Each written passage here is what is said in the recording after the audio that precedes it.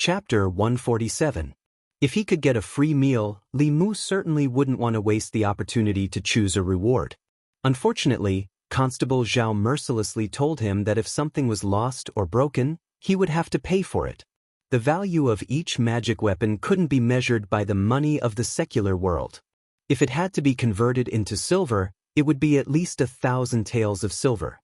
Although Lu Hanyan didn't lack this 1,000 taels of silver, she certainly wouldn't allow Li Mu to be so prodigal. Li Mu temporarily dispelled the idea of stealing this magic weapon. He put away the soul-beating whip. As long as he didn't activate it, no aura would leak out, and he wasn't afraid of being sensed by the evil spirit. Spring Wind Pavilion. When Li Mu walked in again, the brothel keeper greeted him and said with familiarity, "Oh, young master, are you going to order some more chow chow this time?" Li Mu had just received the special funds from the yamen, so he generously said, "I'll order 2 this time. You can arrange it as you see fit." The brothel keeper said, "If it's 2, you'll have to pay more. In any case, the money would have to be returned." 1 more person meant 1 more person. Li Mu waved his hand and said, "Fine, I'll pay more. Do I look like someone who can't afford to pay more?" "Of course not." The brothel keeper's face was full of smiles. She beckoned the 2 women and said, "Hua Huan Huan, you 2 accompany the young master." After entering the room, Li Mu had 1 woman play the zither and the other massage his legs. After a while, he had them switch places. The woman who was massaging his legs went to play the zither and the woman who was playing the zither massaged his legs. In this way, he could evenly and continuously absorb the lust of the 2. It had to be said that this body was simply a sharp tool to harvest lust. He could cultivate by lying down every day. Li Mu closed his eyes as if he was enjoying himself, but his mind had already followed the brothel keeper to the bottom of the well. The silver he had just given to the brothel keeper had already been tampered with by him. There was a paper man at the bottom of the silver and a layer of silver powder. As long as the silver powder wasn't deliberately scraped off, the paper man wouldn't be found. The procuress carried the money with her. This time, Li Mu heard the voice very clearly through the paper figurine. Spring Wind Pavilion's backyard, under the well. This well was dry and devoid of water, but there was another space. In a small space under the well, there were tables, chairs, and cabinets. Nothing was lacking. A red-clothed woman was lazily lying on a bed. On the cabinet in front of the bed, there were several incense burners. The red-clothed woman gently took a deep breath. White smoke rose from the incense burners and was slowly sucked into her nose. After inhaling the smoke, a satisfied look appeared on her face. The procuress stood respectfully in front of the bed. After she finished inhaling the smoke, she replaced the incense burner with the other one. The woman in red took a few deep breaths and said, "You don't have to send any more incense burners down. The ones in the room can also be removed." Hearing this, the brothel keeper's face lit up. She asked, "Madam, are you finally going to be promoted?" The woman in red exhaled and said, "It's too late." The procuress was surprised. "How can it be too late?" The woman in red said, "In 3 days, His Highness will summon all the ghost generals. According to the news I received, a month ago, the green-faced ghost was killed by someone. There are only 17 ghost generals left. Without him, I'm the last of the ghost generals. If I can't advance to the spirit realm in 3 days, I will become His Highness' sacrifice." The procuress hurriedly asked, "What does Madam plan to do?" The woman in red got out of bed and said, "Fortunately, I'm only 1 step away from the spirit realm. As long as I absorb the young souls of all the men in this building, I can immediately advance." The procuress was worried, "But if Madam does this, I'm afraid you won't be able to hide it for long. The yamen will soon know." The woman in red said, "These heartless men who only think with their lower bodies deserve to die. After I absorb them, I will leave here. You all should also run for your lives." On the bed in a room on the 2nd floor of Spring Wind Pavilion, Li Mu suddenly opened his eyes. The woman who was massaging his legs was surprised. "Young master, did I hurt you?" Li Mu said, "It's none of your business. You can leave first. I want to sleep alone." The 2 of them stood up and silently left the room. The moment the door closed, Li Mu got up from the bed and crushed a communication jade token without hesitation. After his investigation and the information collected by the Yamen over the past few years about Chu Jiang of Gojoseon and the 18 ghost generals, he found that the one who was hiding in Spring Wind Pavilion and absorbing the yang energy of the brothel guests was an evil ghost called Lustful Man, under Chu Jiang of Gojoseon. The one Li Mu killed was called Green-Faced Ghost. Lustful Man and Green-Faced Ghost were ranked very low among the 18 ghost generals. Li Mu thought that Lustful Man would be obedient and slowly absorb the yang energy. He didn't expect that he would kill Green-Faced Ghost and force Lustful Man into a desperate situation. 3 days later, Chu Jiang of Gojoseon would summon the ghost generals. At that time, Lustful Man would have to die again if he couldn't advance to the soul realm. Therefore, she was prepared to risk everything and use the brothel guests in exchange for a chance to advance. This brothel was under her control. Even if the guests died in the brothel, they would be discovered at least at night or even the next day. It would take time for the jade token to send a message and for reinforcements to arrive.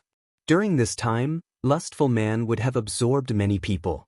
Li Mu didn't have time to hesitate. He pushed the door open and went downstairs. He walked down the stairs and saw a woman in red walking out of the backyard with the procuress. The woman in red had an ordinary face. She looked like an ordinary woman, but Li Mu felt that she was very dangerous. Li Mu's mind raced. In the next moment, he walked in front of the procuress and said, "I've been here so many times. Today, I don't want to listen to music. I want to eat meat." The procuress naturally knew what it meant to eat meat. She smiled and said, "Young master, who do you like? I'll arrange it for you." Li Mu pointed at the woman in red and said, "I want her." The procuress's expression changed and she laughed dryly. This won't do." Li Mu threw over an ingot of silver and said, "Why not? Do you have money that you don't want to earn here?" The old woman was about to speak when the woman in red took the silver and said with a smile, "As long as you don't mind me being old, I'm willing to accompany you for a while." The procuress's lips moved, but she didn't dare to say anything. Li Mu smiled at the woman in red and said, "Let's go." Seeing the two of them go up the stairs one after another, the procuress shook her head and said, "He's so handsome." "What a pity," she sighed and said to a woman beside her, "Let everyone stand outside. Today we'll attract more guests." On the second floor, Li Mu led the woman in red in and turned to close the door. In order to prevent this female ghost from killing others, he could only take the risk. However, wealth came from danger. This female ghost wanted to suck Li Mu's yang qi, and Li Mu also wanted to suck her lust. That green snake made Li Mu want to eat it. He had long wanted to find a more powerful demon ghost to harvest. This woman was only one step away from the soul realm. If he sucked her lust, and coupled with the gains from Li Mu's brothel during this period of time, it should be enough for him to condense the seventh soul. In this way, among the 7 souls, he only lacked the 5th soul. Fei Du, the woman in red, walked to the bed and leaned against it. She said, "Young master, you have to take pity on me." Li Mu walked to the bed and pretended to untie his belt. The woman in red sucked gently, and the yang qi in Li Mu's body dissipated and was sucked into her body. She coveted Li Mu's yang qi, so she would definitely have desire for Li Mu. Li Mu took a deep breath. The strong power of lust made him intoxicated. In order to make her more lust, Li Mu controlled the yang qi and poured it out of his body. He had already refined the 5 souls and had a pure yang body. The yang qi in his body was very abundant. This loss was nothing. The woman in red had a strange look in her eyes. The yang qi of the person in front of her was completely different from the yang qi of those men. Not only was it endless, but it also played a far better role in her cultivation than ordinary men. A greedy look appeared on her face as she increased the speed of her absorption. Li Mu's belt was still not untied. The speed of his absorption increased as well. Suddenly, a suspicious look appeared on the woman in red's face. After absorbing so much yang qi, not only did she not feel excited, she even felt a little weak. Li Mu had absorbed enough of the lust.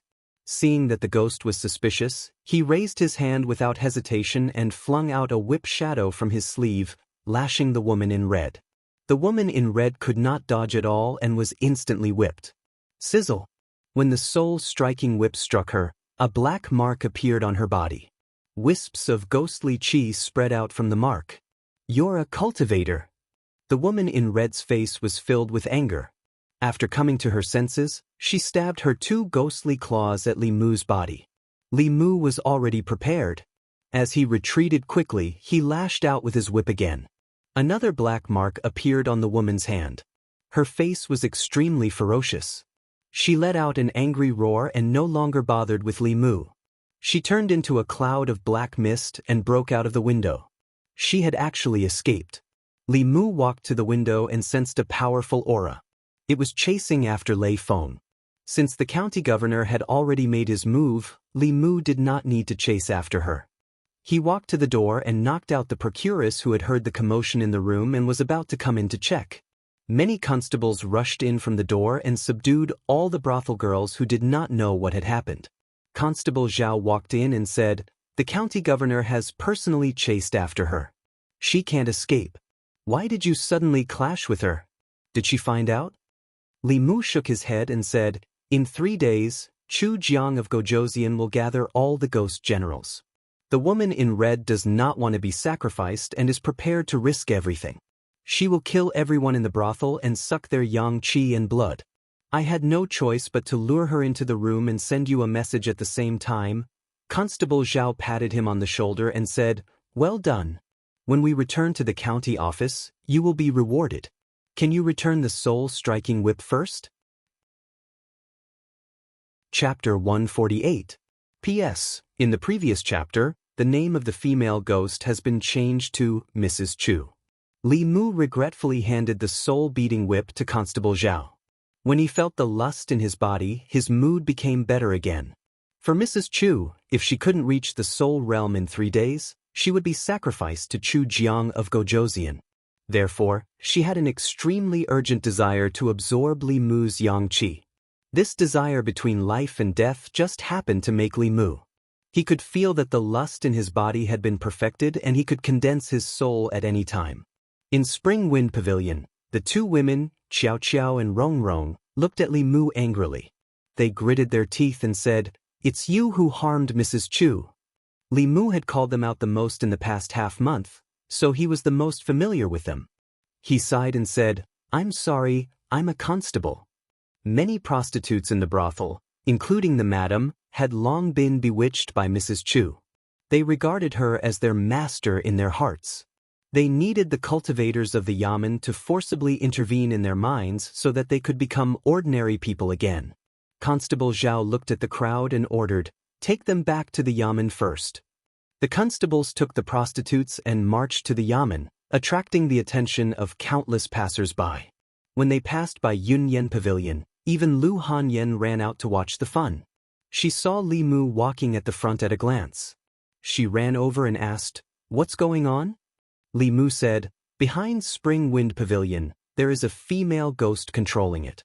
These are all brothel girls who have been bewitched by her. Now I want to take them back to the government office and remove the bewitchment of the female ghost. Now you should believe that I went to the brothel to do something serious, right?"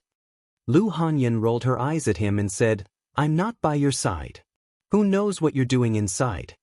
Li Mu glanced at her and said, "Do you think I'm stupid enough to give away my primordial yang that I've been saving for 19 years to these prostitutes? My primordial yang is for you." Lu Hanyan blushed and quickly covered Li Mu's mouth. Since the last time she took the initiative to kiss him, he became bolder and bolder in front of her. The constables not far away did not hear what Li Mu said, but they saw the intimate actions of the two. One of the constables sighed and said, "Everyone said that Li Mu hooked up with a young, beautiful, and rich woman. I didn't believe it, but now I do." Another constable shook his head and said, "Li Mu is handsome and capable. He is highly regarded by Constable Zhao and the county lieutenant. His future is limitless. We can't be envious of him." Li Mu's hearing was very good. The words of those people entered his ears without missing a single word. He was a little depressed and said with a sigh, "They all said that I'm with you because of your money." Lu Hanyan said, "Isn't that the case?" "Shallow. Do you think I'm Zhang Shan who only has eyes for money? Li Mu looked at her and said, I like you because of your knowledge, gentleness, generosity, kindness, consideration, independence, talent, beauty, and dignity. Do you also say the same to those prostitutes? Lu Hanyan glanced at Li Mu, but her wrist involuntarily wrapped around his. The Yunyan Pavilion would officially open in 2 days. She had nothing to do, so she held Li Mu's arm and followed him all the way to the county yamen. A few constables gathered the prostitutes in a room and removed the female ghost's charm on them. After a quarter of an hour, these women came out of the room. Although their faces were a little pale, their eyes were less rigid and more lively.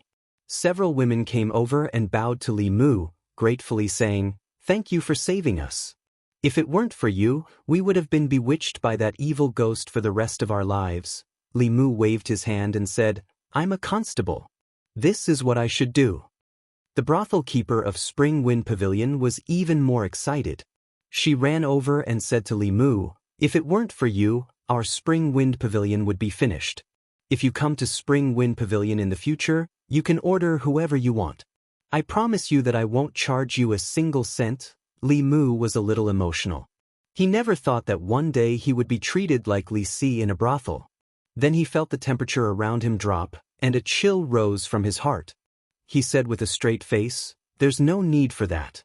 The brothel keeper thought Li Mu didn't believe her, so she quickly said, You can come over today. I'll let your favorite Xiao Xiao and Rong Rong serve you together. Xiao Xiao, Rong Rong, why aren't you coming over? Constable Zhao looked at the 2 women coming over and said to Li Mu meaningfully, One is cold and proud, and the other is beautiful beyond compare. You really know how to choose? Lu Hanyan looked at Li Mu with a smile and asked, So that's what you like? Between Xiao Xiao and Rong Rong, who do you like more? This was a question of death with only one correct answer. Xiao Xiao had a proud figure, while Rong Rong was cold and arrogant. If Li Mu dared to say that he preferred the cold and arrogant one, he would have to sleep alone tonight. He cleared his throat and was about to speak when the brothel keeper spoke first. I think His Excellency likes Rong Rong more.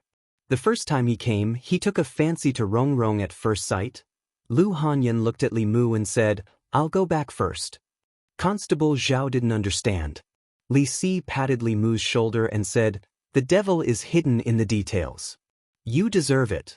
When the brothel girls left the yamen, they looked at Li Mu reluctantly and said, His Excellency will wait for you at Spring Wind Pavilion. Li Mu could somewhat understand how Li Si felt before, but he didn't want this feeling.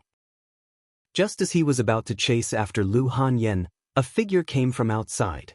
Commandant Shen walked into the yamen, holding a thick iron chain in one hand. On the other end of the iron chain was a woman with disheveled hair. Li Mu looked carefully and recognized that she was Madame Chu. However, at this time, she was in a very sorry state. Her clothes were tattered and her hair was disheveled. Even her originally solid body was much more illusory. The iron chain passed through her shoulder blade, making it impossible for her to turn into a soul and break free. Commandant Shen looked at her indifferently and asked, Speak, what is Chu Jiang of Gojoseon's plot to come to the North County? Madame Chu stared at him fiercely and didn't say a word. A smile appeared on Commandant Shen's face and he said coldly, You won't speak, right? Li Mu walked out of the yamen's courtyard and could still hear Madame Chu's miserable screams. He didn't expect that Commandant Shen, a gentle person, could be so cruel. Even Li Mu couldn't stand the way he forced Madame Chu to speak and could only temporarily avoid him. Constable Zhao followed him out and sighed. Commandant Shen's parents and wife were all killed by Chu Jiang of Gojoseon. His hatred for Chu Jiang of Gojoseon is unimaginable. When the screams in the courtyard stopped and Li Mu walked in again, Madame Chu's soul was extremely weak and was on the verge of dissipating. Commandant Shen glanced at Li Mu and said, You haven't condensed your soul yet. Her soul power is useful to you. You can deal with it. Li Mu cupped his hands and said, Thank you, Commandant Shen. It seemed that he didn't get any useful information from Madame Chu. After all, Madame Chu wasn't in the soul realm and wouldn't be valued by Chu Jiang of Gojoseon. She was ranked 17th among Chu Jiang of Gojoseon's ghost generals, only slightly stronger than the 18th ranked green-faced ghost. Commandant Shen untied a gourd from his waist, raised his head and drank a mouthful of wine. Then he left alone. Li Mu glanced at Madame Chu and didn't do anything. Even if he didn't do anything, this ghost's soul would dissipate in 15 minutes. The reason why Li Mu didn't do anything was that Madame Chu's yin qi was extremely pure and clear. Obviously, she hadn't killed anyone before the Spring Wind Pavilion case. However, she still wanted to kill someone. Li Mu had the ability to save her, but he didn't plan to. Madame Chu was lying on the ground and her soul was on the verge of collapse. She suddenly laughed. Li Mu looked down at her and asked, "What are you laughing at?" Madame Chu's face showed a trace of sarcasm. She said, "I'm laughing at the ways of the world. Good people don't get good rewards while evil people sit firmly in the high court. You so-called government officials who make decisions for the people are just a group of people who bully the weak and fear the strong." Li Mu sneered and said, "You suck people's yang qi and want to kill them. What kind of good is that?" Madame Chu's soul had dissipated to the extreme. She didn't answer Li Mu and used the last of her strength to shout, "Cui Ming, you'll die a horrible death." She closed her eyes and her soul was about to dissipate. The next moment, a golden light entered her body and made her soul more solid. Li Mu looked down at her and asked, "Who did you just say?" Chapter 149. Li Mu was very familiar with the name Cui Ming. Su He's enemy was called this name. Although she did not tell Li Mu guessed that Cui Ming must have something to do with Su He's death 20 years ago. Madame Chu had already accepted her fate. She closed her eyes and said, "If you want to kill me, then kill me. Give me a quick death." Li Mu asked, "The Cui Ming you're talking about, is it Cui Ming, the magistrate of Yangqiu County 20 years ago?" Madame Chu's eyes suddenly opened. She said sternly, "You know him too. Who is he to you?" Li Mu said calmly, "Enemy." He looked at Madame Chu and asked, "You have a grudge against him too?" Madame Chu's face was full of hatred. She gritted her teeth and said, "A great grudge. I want to cut him into pieces and eat him alive." Li Mu stood up and said, "Tell me. If what you say is true, I can spare your life." Madame Chu struggled to sit up and said, "He used to be my fiancé. My family used all their power to help him condense his primordial spirit. That was how he became the magistrate of Yangqiu County. However, he killed me and threw away my body not long after he became the magistrate.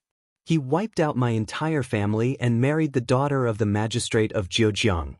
Su He's experience was very similar to Madame Chu's. According to Li Mu's guess, Su He's death might be because of Madame Chu, and Madame Chu's death was because of the daughter of the magistrate of Jianghu. Cui Ming's actions were similar to Zhao Yang's, but worse than Zhao Yang's. Madame Chu laughed bitterly and said, "I was fortunate to be able to survive in this world as a soul.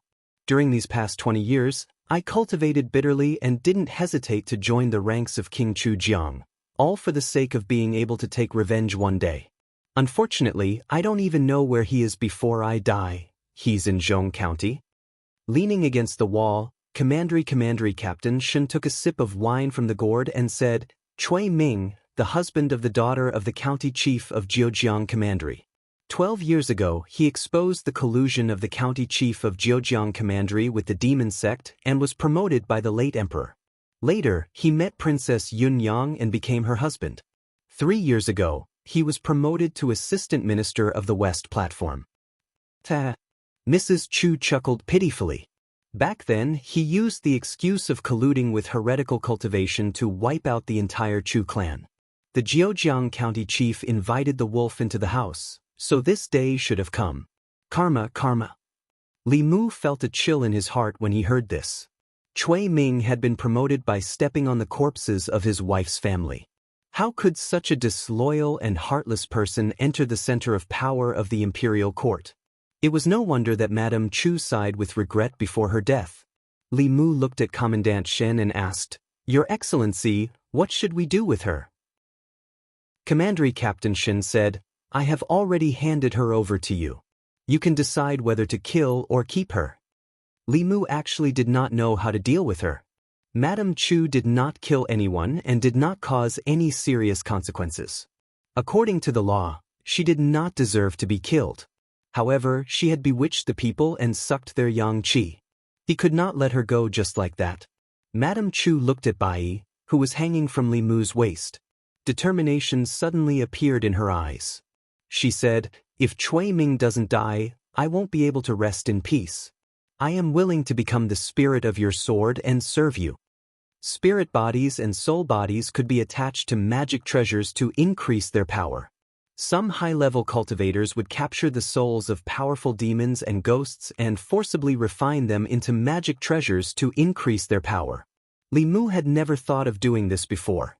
After all, no one was willing to be refined into a magic treasure. If the sword existed, the spirit would exist. If the sword died, the spirit would die.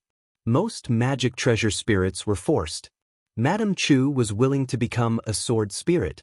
She was not forced. If there was a spirit sword spirit in Bai, she would be able to control Bai herself. This would be much more flexible than Li Mu controlling the sword himself. It would be equivalent to having a middle realm helper when facing an enemy. Not only that, her greatest use was to lend her mana to Li Mu at critical moments. As long as he held Bai, his mana could reach the fourth realm in a short period of time. Even if Madame Chu's mana was not as good as Suhi's, Li Mu could easily kill a fourth realm Abhijina. He could fight against a fifth realm Abhijina and a sixth realm Dongxian. Even if he could not win, he could at least protect himself. Li Mu could not resist such a temptation. He looked at Madame Chu and asked, "Have you thought it through?" Madame Chu's expression was resolute. She said, "With my strength alone, I will never be able to take revenge in this lifetime. I only hope that one day, I can see that villain Cui Ming die under this sword with my own eyes." Bai had already been recognized as Li Mu's master. As a sword spirit, she would also become Li Mu's servant. Madame Chu's only obsession was to seek revenge on Cui Ming. As for Suhi's revenge, Li Mu would definitely avenge her. Cui Ming was heartless and deserved to die. Whether it was for personal or public reasons, Li Mu could not let him go. He pulled Bai out and said, "Come in yourself." Madame Chu's soul turned into a puff of smoke and merged into Bai. Li Mu used the sword to cut his fingertip and drew a rune on the sword with his blood. He formed a seal with one hand and released a stream of spiritual energy. The blood rune on the sword was instantly absorbed into the sword. After doing all this, Li Mu closed the scabbard and said, "You stay inside first. I will help you heal later." Commandant Shen looked at him and said, "In the case of Spring Wind Pavilion, you hid for half a month and saved countless lives. Your contribution is the greatest. You can choose 2 items from the Xian room. Let Constable Zhao take you there." Li Mu had been waiting for this moment for a long time. He cupped his hands and said, "Thank you, Commandant Shen." After a while, Constable Zhao took Li Mu to the 2nd floor of the treasure pavilion. He sighed and said, "You've only been here for a month and you've already entered the treasure pavilion twice. Most of the constables here can't even enter once a year. However, I've never seen a constable as reckless as you. You've only just reached the soul condensation realm and you dare to fight a 3rd realm demonic ghost."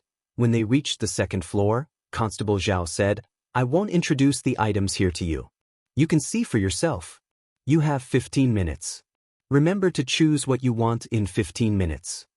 Li Mu wanted the soul-beating whip. When using this whip to fight enemies, 3 souls would leave the body with 1 strike and the 2nd strike would dissipate the soul. Wan's spiritual eyes could control souls, so it was perfect for her. He looked at Constable Zhao and said, "Can I choose the soul-beating whip?" Constable Zhao looked at him and said, "Why are you still thinking about the Yaman's items?" Li Mu smiled and said, "Among these items, I only want the soul-beating whip." He was afraid that if he didn't give it to him this time, he would keep thinking about it in the future. Constable Zhao finally said helplessly, "That's not for me to decide. I'll help you ask the county lieutenant." Constable Zhao left the treasure pavilion and quickly returned. He said, "The county lieutenant has agreed. You can take the soul-beating whip, but you can only choose the soul-beating whip. If you give up the soul-beating whip, you can choose 2 items. As for which one to choose, you can think about it yourself." Li Mu said without hesitation, "I choose the soul-beating whip." Constable Zhao took out the soul-beating whip from his sleeve and handed it to him. He said, "You're very lucky. 2 of the Jiang of Gojoseon's ghost generals were killed by you. That's why the county lieutenant made an exception for you. Continue to work hard. Perhaps in 2 years, you'll be on equal footing with me." Li Mu put away the soul-beating whip and said with a smile, "I just want to do something for the people. I've never thought about these things." Constable Zhao waved his hand and said, "Let's go." Li Mu looked around and said, "It's not worth it to exchange 2 for 1.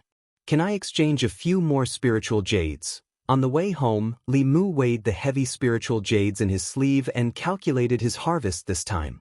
The Yamen had given him 30 taels of silver as a special fund. There were about a dozen taels left. Constable Zhao didn't ask, and Li Mu didn't mention it either. In addition to the silver, he had also obtained a soul-beating whip and 7 spiritual jades. Although they were of the lowest quality and couldn't be used by him and Lu Hanyan, they could be of great use to Wan Wan and Xiao Bai. In addition, his desire had been perfected. He could condense the 7th spirit at any time. His biggest gain was, of course, subduing a female ghost who was about to enter the spirit realm. This allowed his overall strength to improve by several levels. When he encountered high-level cultivators, he had enough strength to protect himself. After careful calculation, he realized that he had made a lot of money from this mission. When he returned home and walked into the courtyard, he saw Lu Hanyan sitting on a stone bench. She glanced at Li Mu and turned her head away. Obviously, she was still angry. Li Mu walked over and said with an apologetic smile, "I'm back." Lu Hanyan curled her lips and said, "Why are you back? Why don't you go to your Rongrong?" "She already said that she won't take your money," Li Mu said. "That's for the task. I definitely won't go to that kind of place in the future." Lu Hanyan turned her head and still ignored him. Li Mu knew that she was angry not because he went to the brothel, but because he chose the cold and arrogant Rongrong the first time he went there. This would definitely make her connect something else. At that time, he had just chosen casually and didn't think too much.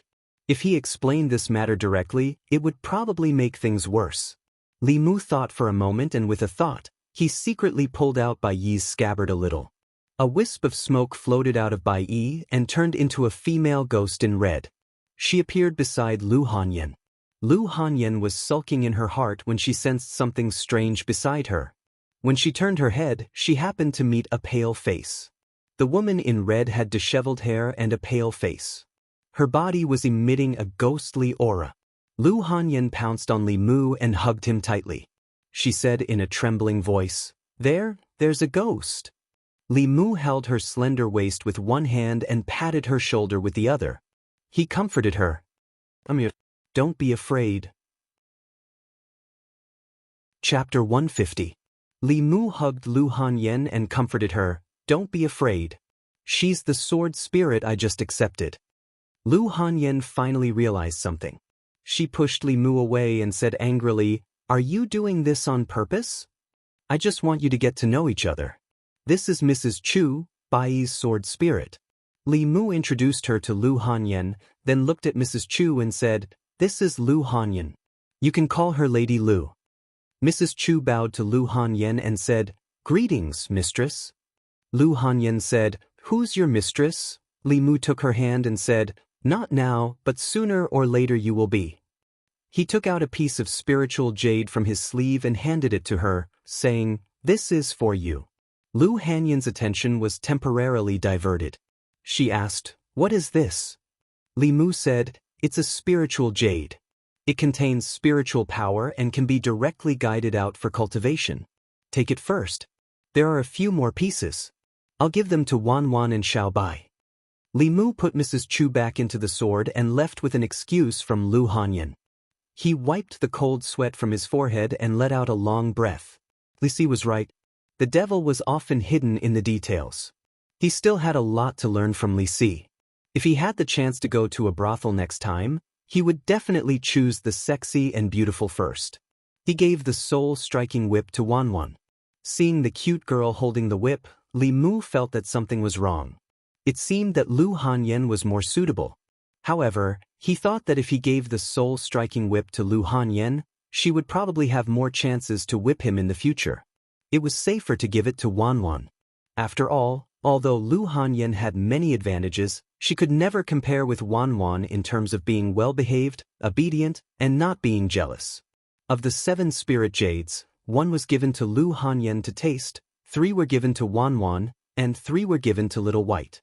Li Mu and Lu Hanyan both had physiques that could easily absorb spiritual energy, and they were also dual cultivating every night. In fact, there wasn't much of a difference whether they had spiritual jades or not. For Xiaobai and Wanwan, the spiritual energy contained in a spiritual jade was at least equivalent to a month of their cultivation. Wanwan was more playful. Every day, she would think more about what to eat in the morning, what to eat in the afternoon, what to eat in the evening, and what to eat in the middle of the night when she was hungry. Xiaobai was very hardworking in her cultivation. Every day after dinner, she would stay in Li Mu's room for a while until Lu Hanyan came over before leaving. For the rest of the time, she would cultivate in her small room. Her entire clan had died tragically at the hands of human cultivators. For a heavenly fox, this was a blood feud that she had to avenge. Li Mu had asked her who the cultivator who killed her clan was, but Xiaobai couldn't say. Before the old fox died, she had only projected the appearance of the cultivator in her mind. After leaving Xiaobai's room and walking past Lu Hanyan's room, Li Mu walked in and couldn't help but ask, "Why didn't you ask me more about Mrs. Chu?" With Lu Hanyan's personality, she would be jealous of anyone. She shouldn't be so calm. Lu Hanyan rolled her eyes at him and said, "I trust you." Li Mu was somewhat touched. Lu Hanyan still understood him. Although he admitted that sometimes he wanted all of them, he wouldn't be tempted by just any female ghost or female demon. Whether it was in terms of appearance or strength, Mrs. Chu was far inferior to Su He. Su He's cultivation was profound. She looked only 2 or 3 years older than Lu Hanyan. Mrs. Chu was old enough to be Lu Hanyan's mother. He returned to his room, pulled out the bai scabbard, and let Mrs. Chu out again. Her foundation had been damaged by Commandery Officer Shin, and her soul had almost dissipated. Although Li Mu had protected her at the critical moment, he had only prevented her from dissipating. Her soul was still very weak. Li Mu recited the Heart Sutra, and a ball of golden light enveloped Mrs. Chu. After 15 minutes, the golden light dissipated. When she reappeared, her body was still very condensed. When Li Mu healed the white snake, the mana in his body was still very weak. The current him was no longer the same as before. He could better display the effects of the Heart Sutra. Mrs. Chu's injuries were all healed. Li Mu took out a jade stone and said, "This is some soul power I collected. Refine it as soon as possible and advance to the soul realm." Li Mu had originally planned to use the soul force to condense his own soul, but right now, pushing Madame Chu's cultivation to the middle 3 stages was much more meaningful than condensing his own soul. After careful consideration, Li Mu decided to give this opportunity to her. Mrs. Chu bowed and said, "Thank you, Master." She absorbed all the soul power in the jade stone and sent it into the sword again. Li Mu inserted the scabbard, put bai aside, and began to refine the desire in his body. Late at night, just after midnight, Li Mu, who was sitting cross-legged on the bed, suddenly opened his eyes. A yellow light appeared on the surface of his body, and then it completely disappeared into his body. Li Mu let out a long sigh of relief. After more than half a year, he had already condensed 6 of the 7 souls that he had lost. He only lacked the 5th soul, non-poison. Out of the 7 emotions, joy, anger, sorrow, fear, love, disgust, and lust, Li Mu had already fulfilled all 6 of them except for love. So far, Li Mu had not even seen it from Lu Hanyan. This way, if his 7 souls were to be perfected, he could only hope to obtain great love. This kind of great love required the people to love and respect from the bottom of their hearts. Li Mu was a small official, not a parent official. It was even more difficult for him to obtain such great love. However, there was only 1 soul left in the 7 souls. Whether it was condensed or not, it didn't matter much. Mortals could still survive after losing 1 soul. He was a cultivator. The impact of losing 1 soul on his body was minimal. However, Li Mu still yearned for the 7 souls to be complete. Lu Hanyan didn't come over at night. Li Mu was too lazy to cultivate alone. He planned to completely relax and sleep. At this moment he felt a strong call from Bai's sword. Bai's sword had long been refined by Li Mu and was connected to his mind. Li Mu quickly realized that it was Mrs. Chu, who had turned into a sword spirit, calling him. Li Mu stretched out his hand and Bai's sword flew into his hand. He took out the scabbard. After a burst of fog, Mrs. Chu's figure appeared again. At this moment, there was no longer any ghost qi or resentment on her body. Standing in front of Li Mu, she looked like an ordinary weak woman. Other than Mrs. Chu, the only female ghost that could give Li Mu such a feeling was Su He. This meant that she had officially stepped into the soul realm and become a ghost cultivator in the middle realm. However, Mrs. Chu had just stepped into the middle realm. When Li Mu first met Su He, she had already been in the fourth realm for a long time. She was much stronger than the current Mrs. Chu. Li Mu looked at her and said, "Congratulations on successfully entering the soul realm." Mrs. Chu said gratefully, "If it weren't for Master, my soul would have dissipated long ago." A fourth realm ghost cultivator was already considered an expert. It was rare to see one. Chu Jiang of Gojoseon had more than 10 of them under his command. If the county government hadn't noticed, Mrs. Chu would have become his 17th soul realm ghost general. Li Mu asked, "Does Chu Jiang of Gojoseon really have any ulterior motives in the North County all these years?" Mrs. Chu shook her head and said, "I don't know. I only know that Chu Jiang of Gojoseon has been searching for and nurturing soul realm ghost cultivators. Many of his ghost generals used to be wandering ghosts. After they were taken in by him, if they couldn't advance to the soul realm within the time he set, they would have to sacrifice their soul power to other ghost generals. A peak 5th realm Chu Jiang of Gojoseon and more than 10 4th realm ghost generals could already be considered an extremely huge force. If it weren't for the ancestral court of Fu Lu School, Chu Jiang of Gojoseon's power would only be higher than the North County's officials. Although the ancestral court of Fu Lu School was powerful, other than sending low-level disciples to cultivate in the secular world, it wouldn't interfere too much in the secular world. Unless it was a giant of the demonic path like Master Qianhuan, who exceeded the North County's ability to deal with, it would attract the super experts of the Fu Lu School. A small character like Chu Jiang of Gojoseon couldn't attract the attention of the experts of the ancestral court. Chu Jiang of Gojoseon, who kept causing trouble in the North County, was the biggest threat to the North County. There should be many opportunities to deal with him in the future.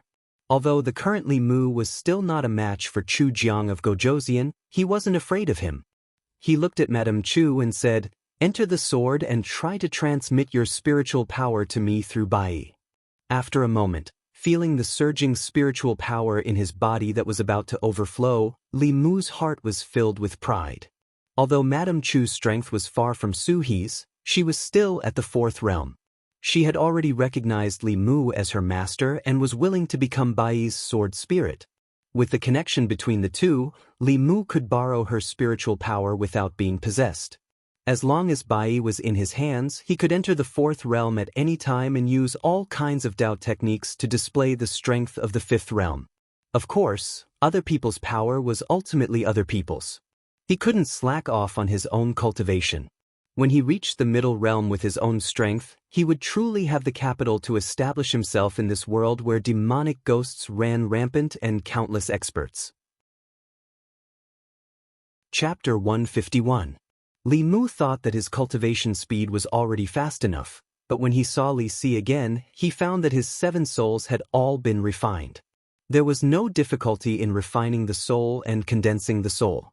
As long as one had enough courage and soul power, it was not difficult to cross 2 realms in half a month. However, this required a large amount of resources.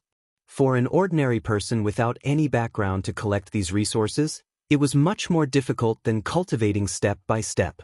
However, Li Mu did not envy him. While Li Si's cultivation was rapidly increasing, the weight on his body was not light. There was no free lunch in the world. If one wanted to gain something, they had to lose something else. He gained money, power, and women, but lost his freedom. However, Li Si did not seem to care about this. Li Mu often saw him and Chen Miao Miao appearing together. The smile on his face was much more than before, as if he was a different person.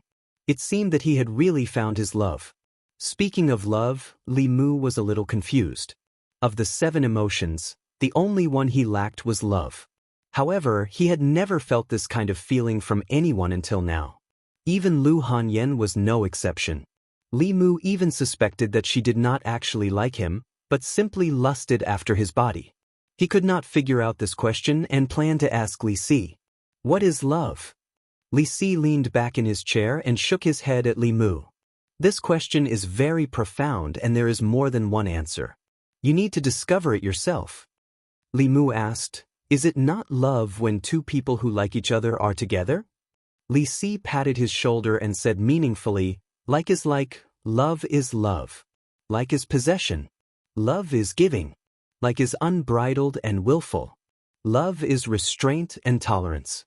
After you and Lady Lu get married and spend a few years together, you will naturally understand. Li Mu understood Li Si's meaning. At first sight, there is liking, but after a long time, there will be love. If Lu Hanyan wasn't so beautiful, didn't have such a great figure, wasn't the shopkeeper of the Yunyan Pavilion, didn't have a pure yin body, and wasn't so multi-talented, Li Mu would still like her. Then it would be true love. Right now, the relationship between the 2 of them was merely liking each other. Love would only develop after a long period of time. Love wasn't something that could be created overnight. He still needed to cultivate feelings with her. With nothing to do in the yamen, Li Mu used the excuse of patrolling to go to Yunyan Pavilion. There were only 2 branches of the Yunyan Pavilion in the county city. One was a bookstore, and the other was a tea house where storytelling was the main business. With the help of the Su family, the 2 branches opened smoothly without any obstacles. Although business was temporarily slow, the bookstore would soon become popular with a few best-selling books such as Strange Stories from a Strange Story and Confucius Does Not Speak in Yangqiu County. On the other hand, business in the tea house was very average. Without good stories and a storyteller with great storytelling skills, very few people would specially come here to drink tea. Li Mu went to the bookstore first. Zhang Shan told him that Lu Hanyan was in the tea house. Li Mu walked into the tea house and saw that there were only a few guests sitting in the tea house. The storyteller on the stage wasn't in a very good mood. Lu Hanyan sat in a corner, frowning in deep thought. Li Mu walked over and sat beside her. Lu Hanyan instinctively moved to the side. When she turned her head and saw that it was Li Mu, she moved her butt back. The tea house was very quiet. She asked in a small voice, "Why are you here?" Li Mu held her hand and said, "I missed you." Lu Hanyan's face was glowing. She allowed Li Mu to hold her hand. She looked at the storyteller on the stage and said, "Business in the prefecture capital is really difficult. The tea house is losing money every day. Very few of the guests who came to the tea house actually came to drink tea. Most of them came to listen to some novel stories to pass the time." Before the Yunyan Pavilion moved in, the market of the tea houses in the prefecture capital had already been divided up by a few families. It was not easy to snatch a fixed source of customers from them. Li Mu smiled and said, "At the crucial moment, you still have to rely on me, right?" In Yangqiu County, if it weren't for Li Mu, the Yunyan Pavilion wouldn't have been so popular. The guests in the tea house were also exchanged for by Li Mu using one unusual story after another, one exciting chapter after another, risking his life. Others thought that he had hooked up with Lu Hanyan, but few people knew that he was the man behind Lu Hanyan. Lu Hanyan gently pinched his waist and said, "You're still making sarcastic remarks. Hurry up and think of a solution. If this goes on, the tea house will close. When that time comes, I won't be able to support you." In the tea house, the few guests were somewhat dispirited. In this newly opened tea house, the taste of the tea was acceptable, but the storyteller's story was dull. 2 people finished their tea and directly left. When the others were about to finish their tea and leave, they saw the storyteller on the stage walk down. A waiter carried a screen onto the stage. Not long after, a young voice began to speak from behind the screen. "A water ghost, a young man, an old man who grows grapes. Seems a little interesting. The young man's story was quite interesting. A guest had already stood up and was about to leave. After standing and listening for a while, he sat down again and poured a pot of tea. When Li Mu was in Yangqiu County, he had already figured out that those who liked to listen to stories, songs, and operas had their own cliques. Good wine fears no dark alley. As long as there were good stories, songs, and operas that were approved by a few guests, the Yunyan Pavilion's reputation would be spread by word of mouth in a few days. It only took 5 days for the tea house branches in the county city to fill up more than half of the seats during the peak period from the number of guests that could be counted with one hand. On this day, the tea house was even more crowded. Because the storyteller had told a story in the past 2 days, and it had reached the most exciting part. After everyone was seated, the young storyteller behind the screen began slowly. Last time, Zhang Luer failed to get Granny Kai to betroth Do Yi to him, so he put poison in the soup and intended to kill Granny Kai. As a result, her father was poisoned to death by mistake. Instead, Zhang Luer falsely accused Do. That muddle-headed county magistrate accepted Zhang Luer's bribe and turned the case into an unjust one. He intended to execute Do. This play, Do Yi's injustice, tugged at the heartstrings of many guests. As people at the bottom of society, they could empathize with Do Yi's experience. They also urgently hoped that someone could uphold justice for her and punish evil. Those who do good suffer poverty and have a shorter life, while those who do evil enjoy wealth and have a longer life. Heaven and earth, you are afraid of the strong and bully the weak, but it turns out that you are pushing the boat with the current. Heaven and earth, you can't tell good from bad. Heaven and earth, you are wrong to judge the virtuous and foolish. Before Do Yi died, she made 3 vows: blood staining the white cloth, heavy snow falling from the sky, and drought for 3 years. Her cry of grief and indignation moved heaven. Suddenly, the sky above the execution ground was covered with dark clouds, and the sky darkened. The scorching sun in June disappeared, and snowflakes fell from the sky. Frightened, the county magistrate ordered the executioners to carry out the execution immediately. Wherever the saber passed, the head fell to the ground. Do Yi's hot blood sprayed directly onto the white cloth hanging high in the air, and not a single drop fell to the ground. For the next 3 years, there was no rain in Shanyang. When Li Mu walked out from the backstage, the guests sitting below the stage were still sitting there in a daze. None of them left. This time, he did not suddenly stop at the most exciting part of the story. The spirit of the concealed arrow had been condensed, and the anger of these people did not have as much effect on him as before. Li Mu stood at the entrance of the tea house, and did not go out because it was raining outside. When he was telling the story on the stage, there was a sudden burst of thunder outside, and it started to rain heavily. At this moment, the rain was much lighter. Under the eaves of the shops on the street, there were pedestrians taking shelter from the rain. There were also passers-by who did not have time to escape, and were completely drenched, cursing as they walked on the street. In the corner of the roof of the tea house, there were 2 figures curled up. One was a skinny old man, and the other was a 17 or 18-year-old girl. Both of them were dressed in rags, and the girl was holding a broken bowl in her hand. They should be beggars who were temporarily taking shelter from the rain. It seemed that they disliked them for being too dirty, and the passers-by who were taking shelter from the rain were not willing to get too close to them. Li Mu took out a piece of broken silver and put it in the bowl. The 2 hurriedly thanked him. 2 days ago, the weather had turned cold, and the 2 were drenched in the rain. Li Mu saw them curled up in the corner, shivering. He walked in again, took a pot of hot tea and 2 bowls, and handed them to them. He said, "Drink a cup of tea to warm up. It's free." The girl was stunned. She had been hiding outside and eavesdropping, and the kind man in front of her had the same voice as the storyteller. She quickly reacted and knelt down to kowtow to him. She said, "Thank you, benefactor." "Thank you, benefactor."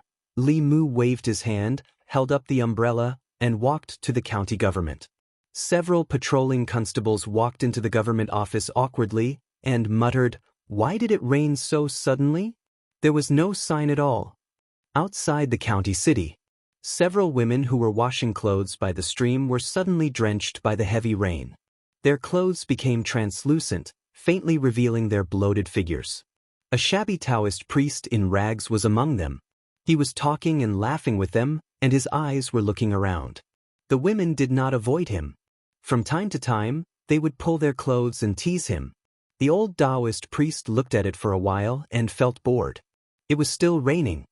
He looked up at the gloomy sky, counted with his fingers, and said in surprise, "My dear mother, this rain is not right."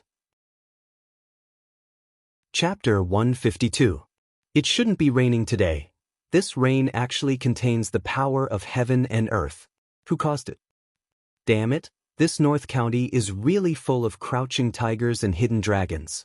Looks like I'll have to stay here for a few more days to observe. Lao Dao pinched the sky and muttered to himself. A woman said, "Old pervert, what are you muttering about?" Lao Dao collected his thoughts and smiled. "Are you going to buy the talisman I mentioned just now? It's very effective. Everyone who's used it says it's good." Li Mu walked into the county office. Not long after, Constable Zhao came to the office. "There's something wrong with this rain." He wiped the rainwater off his face and said, "The county governor said that it shouldn't be raining these few days. Something must have happened." Li Mu asked suspiciously, "What kind of matter can affect the heavens and rain?" Constable Zhao said, "There are many. Cultivators who condense their spirits can summon the wind and fog. Cultivators who condense their spirits can even pray for the sun and rain. Every time a new Dao technique or abhijna is born, there will be a heavenly vision." Li Mu was shocked. Only then did he realize a problem. The heaven and earth of this world was not the sky and earth that he saw. A cultivator's Dao oath was made to heaven and earth. If they violated it, they would be punished by heaven. In other words, heaven was watching what people did. Just now, he used Do Yi's story to scold the heaven and earth for bullying the weak and fearing the strong. It couldn't be that this rain was because of this, right? The more he thought about it, the more he felt that it was possible. It seemed that the time when the rain was the heaviest was when he talked about Do Yi's vow. Li Mu immediately made up his mind. That line had to be changed. It was enough to scold the corrupt officials. It was best not to involve heaven and earth in everything. If heaven was unhappy with him and struck down lightning, it would be too late for him to regret. Fortunately, the rain didn't last long. Within a quarter of an hour after Li Mu returned to the county yamen, the sky cleared up again. The sky was blue and there wasn't even a cloud in sight. If it weren't for the wet puddles on the ground, no one would have thought that it had just rained. When Constable Zhao left the watchroom, he instructed Li Mu, "You stay here and don't leave the yamen. In a while, everyone will follow the county governor to pay respects to the national temple." Every county in the Great Zhou dynasty had a state temple.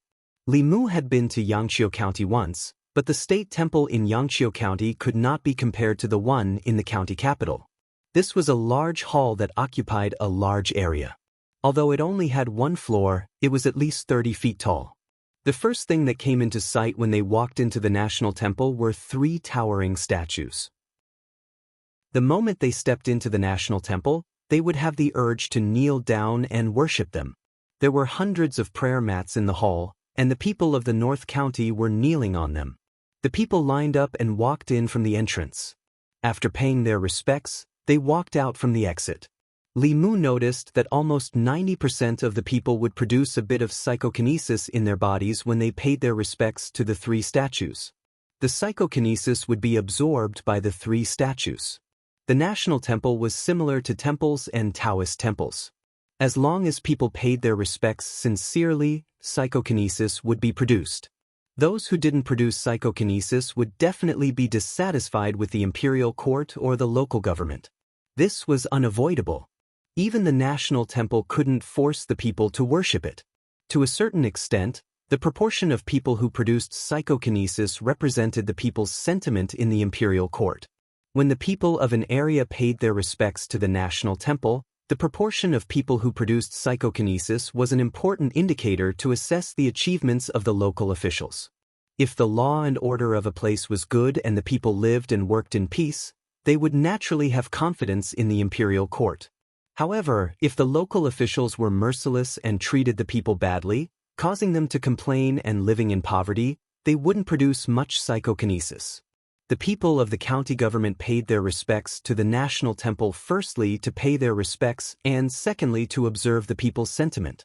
From the situation at the scene, only a small number of people didn't produce psychokinesis. This also meant that the people trusted the North County government very much. Li Mu looked at the 3 statues in the hall and asked, "Who are these 3 people?" Constable Zhao looked at him and asked, "Have you never been here before?" Li Mu shook his head. "No." Constable Zhao said in surprise, "Even if you haven't been here before, you should have seen the portraits of Emperor Taizu, Wu Zong, and Emperor Wen, right?" After Constable Zhao's reminder, Li Mu finally found information about the 3 statues in his mind. Emperor Taizu was the founding emperor of the Great Zhou dynasty. He conquered the territory of the Great Zhou dynasty and divided it into 36 counties. During Emperor Wu Zong's reign, he used iron and blood to sweep away the turmoil in the country and intimidate the neighboring countries so that they didn't dare to invade. After Wu Zong's reign, the power of the Great Zhou dynasty grew rapidly and deterred everyone. The last Emperor Wen, who ruled for 50 years, worked hard to govern the country. He purged the imperial court, and the people of the 36 counties of the Great Zhou dynasty were at peace. His famous rule of Emperor Wen had been influential to this day. These 3 were all emperors with outstanding contributions in the history of the Great Zhou dynasty. They were qualified to have their statues erected in the national temple and receive the worship of the people of the Great Zhou dynasty. A constable looked at the statues of the 3 emperors and couldn't help but feel admiration. Then, a trace of unwillingness appeared on his face and he said in a low voice, "Emperor Taizu, Wu Zong, Emperor Wen, what kind of heroes are they? The Shao dynasty has lasted for hundreds of years, but in the end, it was stolen by a woman with a different surname. Shut up." Constable Zhao slapped him hard on the head and said, "You dare to say anything?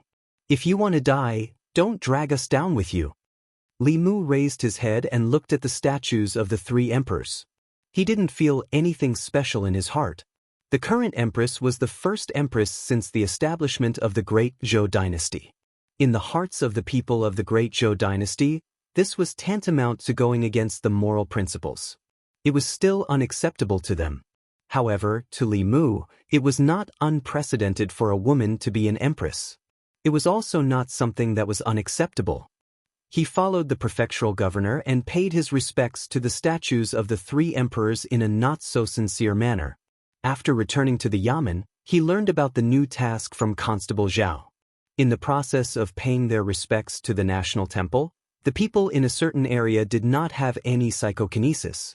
After investigating, the yamen found that these people were all from Yang County. They learned from these people that a plague had broken out in a few villages in Yang County. However, the Yang County government did nothing and allowed the plague to spread, causing the people of Yang County to panic. Yang County and Yu County happened to be the 2 counties that Constable Zhao was in charge of. Early the next morning, he would bring a few people to Yang County to investigate the situation. Li Mu would also go with them. Although Yang County was not far from the prefectural capital, considering that it would take time to complete the task, they might not be able to make it back by tomorrow night. During dinner, Li Mu told Yu Han-yun about the business trip tomorrow. After dinner, she helped Li Mu pack a small bag and said, "I don't know how long it will take for you to come back. I've packed 2 sets of clothes for you to change into. When the time comes, just bring back the dirty clothes you changed into.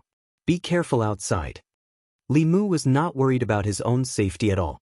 With Bai Yi in hand, unless King Chujiang personally came, normal demonic ghosts and heretical cultivation would not pose much of a threat to him. However, he was still worried about them. Although he had already taught Yu Han-yun the thunder technique and weapon manipulation, she lacked experience in fighting enemies. If she encountered danger, she might not be able to use her full strength. However, nothing should happen in the prefectural capital. Li Mu had already instructed Li Si to keep an eye on them. He also told Little White to stay in her room and not run around. She was now at the crucial moment of her transformation. The demonic qi in her body was chaotic. Li Mu had pasted aura concealment talismans outside her room. Every night, he would use Buddhist mana to help her tidy up her body so that her demonic qi could be suppressed. Because of this, he had not dual cultivated with Yu Hanyun for a few days. In the morning, Li Mu opened his eyes and sat up in bed. Yesterday, he had helped Little White suppress her demonic qi until late at night. His mana was almost exhausted. He did not cultivate but went straight to bed with his clothes on. Li Mu was about to get out of bed when his right hand accidentally touched a smooth body. Li Mu's first thought was that Yu Hanyun had done something to him while he was asleep last night. However, when he looked down, he realized that his clothes were still intact. It was exactly the same as before he went to bed last night. He slowly turned his head and saw an unfamiliar girl lying on his bed without a stitch of clothing. The girl was about 18 or 19 years old. She had a head of black hair and a beautiful face. Even with her eyes closed, her entire body was filled with charm. Li Mu sat on the bed and his mind went blank. Why aren't you up yet? Don't you still have to go to Yang County? Yu Hanyun walked to the door and opened it with her mana. When she saw the scene on the bed, she was stunned. Chapter 153. Li Mu looked at the unfamiliar girl on the bed and then looked at Lu Hanyun, who was standing at the door with tears in her eyes. His lips moved as he wanted to explain, but he didn't know what to say. He had been caught red-handed in bed. What else could he explain? Although even Li Mu himself didn't know why this young girl would appear on his bed, he didn't know. Lu Hanyun didn't say anything. She wiped her tears and turned to run away. Chasing after his future wife was more important. Li Mu didn't care about what was going on with the girl on the bed. He quickly chased after her without even wearing shoes. As soon as Lu Hanyun ran into the yard, Li Mu caught up with her and hugged her from behind. Li Mu hugged her tightly and hurriedly said, "Don't be angry. Let me explain." Lu Hanyun didn't struggle. 2 streams of tears flowed down her cheeks. She choked and said, "I saw it with my own eyes. What else do you have to explain? Isn't it enough for you to do whatever you want outside? You actually brought her home," Li Mu said with a wry smile. "I don't know who she is. I saw her when I opened my eyes this morning. Do you believe what you're saying?" Li Mu didn't know how to explain. Suddenly, a vague voice came from behind him. The girl walked out of the room naked and barefoot. She rubbed her sleepy eyes and looked at Li Mu and Lu Hanyun. She asked in confusion, "Benefactor, Sister Lu, what are you doing?"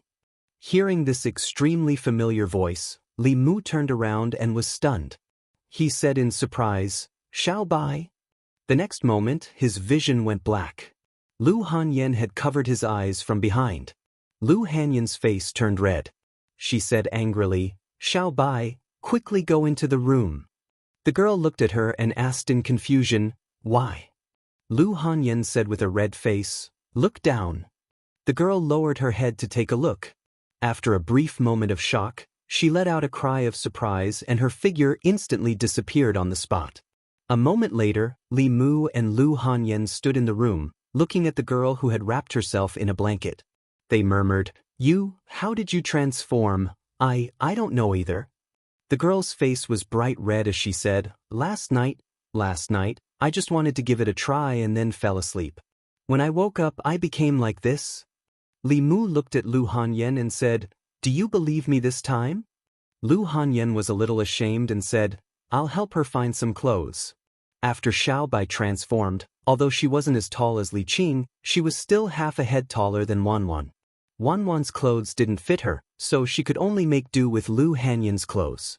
In Lu Hanyun's room, she stood behind Xiao Bai, helping her comb her hair while looking at the girl's face in the bronze mirror.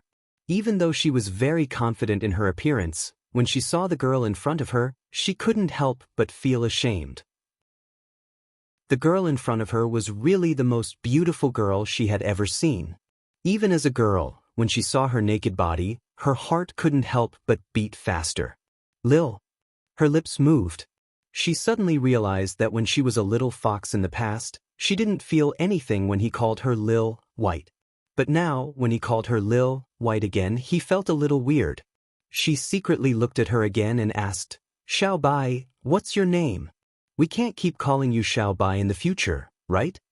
The girl smiled and said, "My surname is Su. Big sister Lu can just call me Xiao Bai in the future." Lu Hanyun helped her comb her hair and couldn't help but say, Xiaobai is really beautiful. Xiaobai said shyly, Big Sister Lu is the beautiful one. Li Mu stood at the door and said, You guys stay at home. I'm leaving. Even though Xiaobai's transformation was a happy event, Li Mu was going to Yang County today. He couldn't let Constable Zhao and the others wait for him. Lu Hanyan put down the comb and said, Xiaobai, sit for a while and stay at home. I'll send him out. Xiaobai nodded obediently. Li Mu walked into the courtyard and said, It's only a few steps from here to the yamen. You don't have to send me off. Lu Hanyan walked over and helped him tidy up his collar. She asked, Xiaobai has transformed. Are you very happy? Li Mu said with lingering fear, What's there to be happy about? I was almost scared to death by her, and also by you, Lu Hanyan said bitterly. She was born so beautiful and wholeheartedly wanted to repay your kindness by giving herself to you. Li Mu glanced at her and said, Aren't you beautiful? Have some confidence in yourself. Lu Hanyan lowered her head and said, I know I'm not as beautiful as Xiaobai. She's the most beautiful girl I've ever seen. Li Mu stretched out his arms and pulled her into his embrace. He said, In my eyes, you're the most beautiful. No matter who you compare yourself to, you're always the most beautiful. Don't ever doubt this. Lu Hanyan made a soft sound of acknowledgement. She stood on her tiptoes and kissed him gently on the cheek. She said, Come back soon. We'll wait for you at home. Li Mu returned her kiss before leaving the house and hurrying towards the yamen. Xiaobai's sudden transformation had caught him off guard and almost caused Lu Hanyan to misunderstand. Fortunately, it was more daunting than dangerous and he managed to get through it safely. The only pity was that after Xiaobai transformed, he couldn't always hold her in his arms and play with her like a cat. Not long after Li Mu left, Wan came running in with a lunchbox in her hand. The lunchbox contained the breakfast she had bought. When she saw the unfamiliar girl in the courtyard, she was stunned and asked in confusion, Miss, who are you looking for? Li Mu arrived late at the yamen's entrance. When he saw Constable Zhao and the others standing at the yamen's entrance, he hurriedly said, Sorry, I was delayed by some matters. The constables behind Constable Zhao looked at Li Mu with envy. Constable Zhao pointed at Li Mu's face and shook his head. He said, I really envy you young people. Li Mu realized something and reached out to wipe the lipstick mark on his face. He said awkwardly, It's getting late. Let's get going. Other than Li Mu, Constable Zhao had brought 4 other people with him to Yang County. One of them was the determined young man named Lin Yu who had passed the 3 tests with Li Mu and Li Si that day. The other 3 were old men from the yamen. With the speed of a spirit-condensing realm cultivator using a spirit traveling talisman, it would take more than 4 hours to travel from Yang County to the county capital. Everyone had to rest along the way. By the time they reached Yang County, it was already past noon. After reaching Yang County, they didn't go to the yamen. Instead, they went directly to the village where the plague had spread. Cultivators who had refined the 7 spirits were immune to all diseases and evils. Although it was an exaggeration, they were immune to more than 99% of the diseases of mortals. The 6 of them arrived at the village entrance and knocked on a villager's door. Just as they were about to ask about the situation in the village, the villager suddenly fell to the ground unconscious. One of the constables touched his forehead and exclaimed, It's so hot. Constable Zhao said, Help him in first. The 2 of them helped the villager into the house. Constable Zhao asked the villager's wife to get a bowl of water and turned a piece of fulu into talisman water. He pinched the villager's mouth and poured the talisman water into his stomach. The villager's complexion improved after the talisman water entered his stomach, but he still didn't wake up. Constable Zhao frowned and said, How can it be useless? Li Mu walked forward and said, Let me try. Although fulu often had mysterious powers, it wasn't omnipotent. Disease-dispelling talismans could cure common diseases such as headaches and fever, colds and diarrhea. However, there were many diseases that couldn't be cured. His hand glowed with a golden light.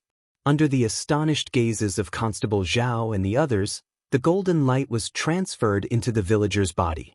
The villager's pale face gradually turned rosy, and his breathing calmed down. One of the constables touched his forehead again and exclaimed, It's not hot anymore. Li Mu heaved a sigh of relief. Although the Heart Sutra couldn't directly increase his strength, it was very useful in treating illnesses and saving people. Constable Zhao looked at the villager and muttered, "What kind of plague is it that even the disease-dispelling talisman doesn't work?" The young man named Lin Yu suddenly stretched out his hand and looked at the villager's eyelids and tongue. Finally, he leaned on the villager's chest and listened. His expression gradually became serious and he said, "It's the plague." Chapter 154. Plague. Hearing Lin Yu's words, Constable Zhao's heart skipped a beat. His face immediately darkened. "Are you sure?" Li Mu could clearly feel Constable Zhao's nervousness and knew why he was so nervous. Cultivators had created all kinds of supernatural powers and Fulu pills that could cure hundreds of diseases and save thousands of lives. However, they were not omnipotent. Although the cultivators themselves would not contract certain human diseases such as the plague, they were powerless when they encountered them. They could only watch as the patient's illnesses worsened and they died. In the past, the imperial court's method of dealing with the plague was to completely seal off the infected areas. Once all the infected people died, the plague would naturally stop spreading. Lin Yu nodded solemnly and said, "I'm sure it's the plague. I used to practice medicine with my master and encountered it before." Constable Zhao hurriedly asked, "Is there a way to save it?" Lin Yu shook his head and said, "Fulu is useless for this disease. Whether the infected can survive depends on God's will. Unless you encounter a medical expert or use a heaven-grade Fulu to help them reconstruct their bodies." Li Mu did not expect the plague to be so troublesome. The heaven-grade Fulu had the power of creation. When Wu Bo's heart was crushed by senior brother Qin, he could also regenerate his body. Naturally, it was not a problem for him to treat and save people.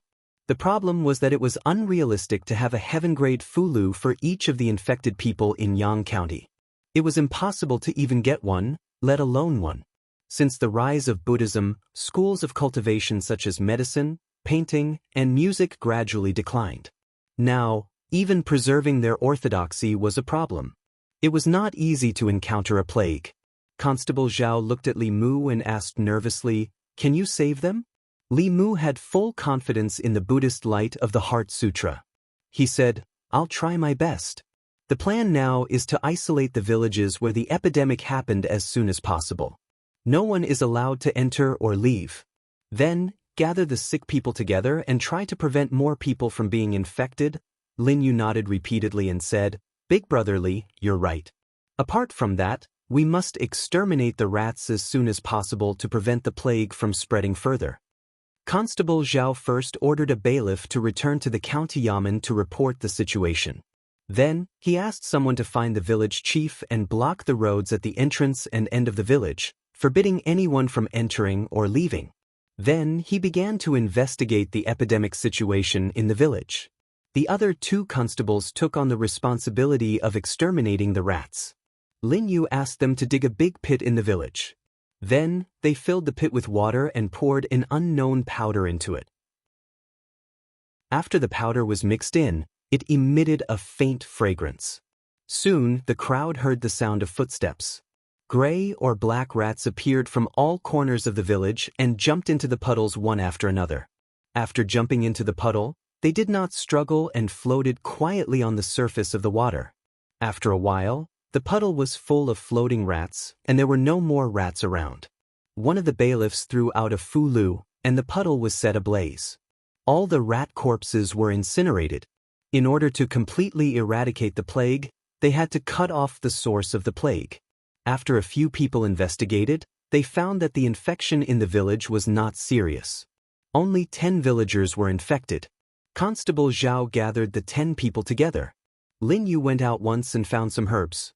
He boiled them into a pot and distributed the decoction to the villagers who were not infected. Li Mu did not stay idle either. After the 10 people were cleansed by his light of Buddha, their symptoms gradually disappeared. Li Mu obtained a lot of merit from them, but he also used up a lot of his mana.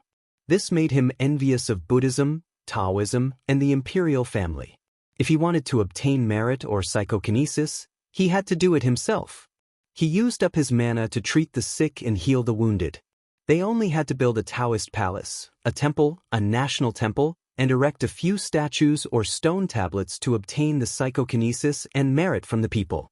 In the Great Zhou, only Buddhism, Taoism, and the imperial court had such special privileges.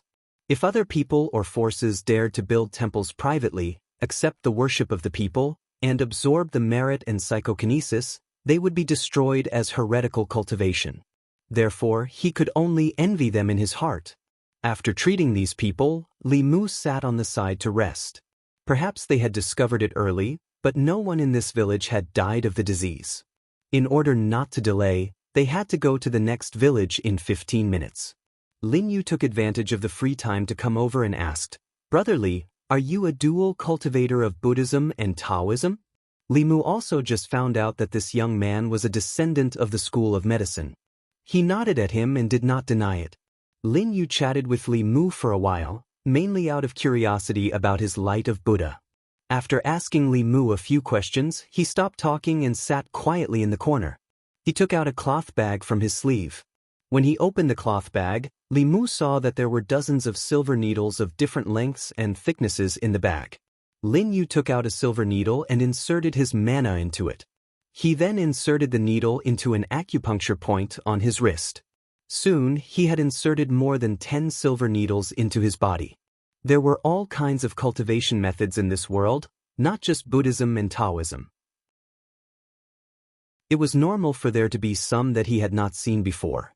After arranging everything in this village, they did not delay and immediately rushed to the next village. When they arrived at the entrance of the village, they saw the villagers in a confrontation with more than 10 constables. The constables all used black cloth to cover their noses and mouths. They held weapons in their hands and pointed at the villagers from afar. They shouted, "Your village has been infected with the plague.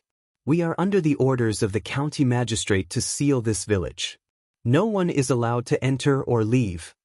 A group of people gathered at the entrance of the village, their faces filled with grief and anger.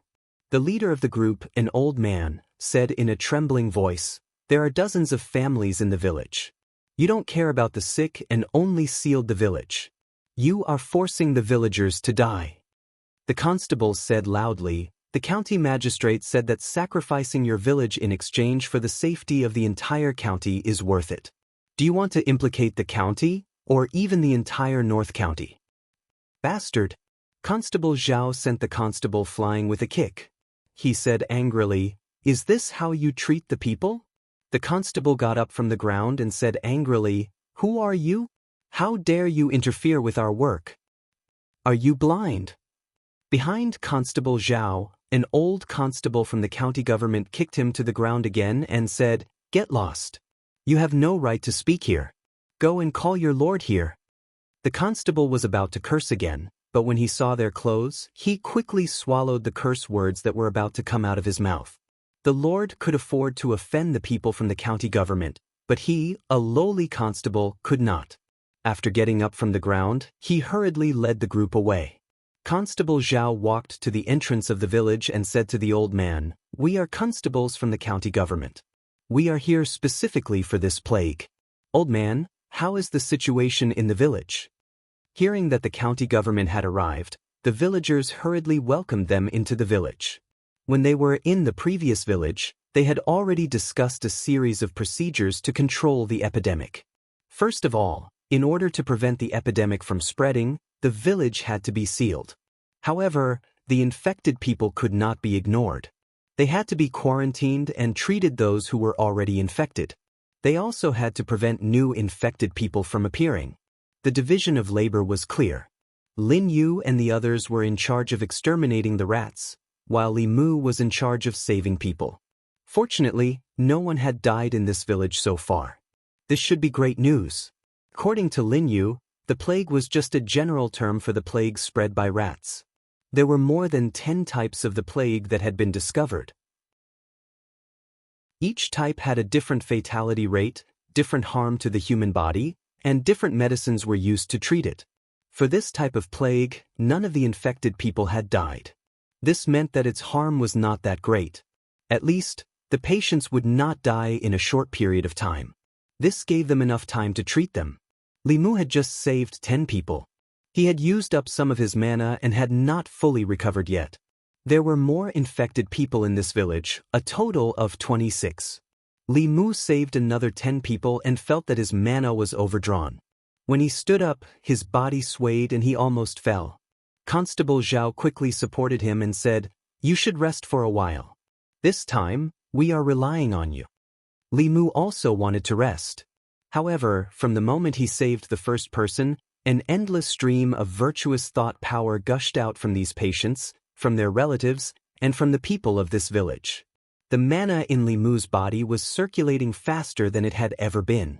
This was a real and miraculous power that could increase the speed of cultivation. Once he started, he did not want to stop.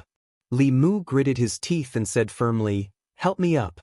I can still save." Chapter 155. Li Mu forced himself to save a few more people. Finally, he could not squeeze out a single drop of mana. Constable Zhao helped him sit down and handed him a piece of spiritual jade. The rest of the patients have mild symptoms. Their lives will not be in danger for the time being. You should recover your mana first. It won't be too late to save them later. Li Mu held the spiritual jade in his hand and meditated.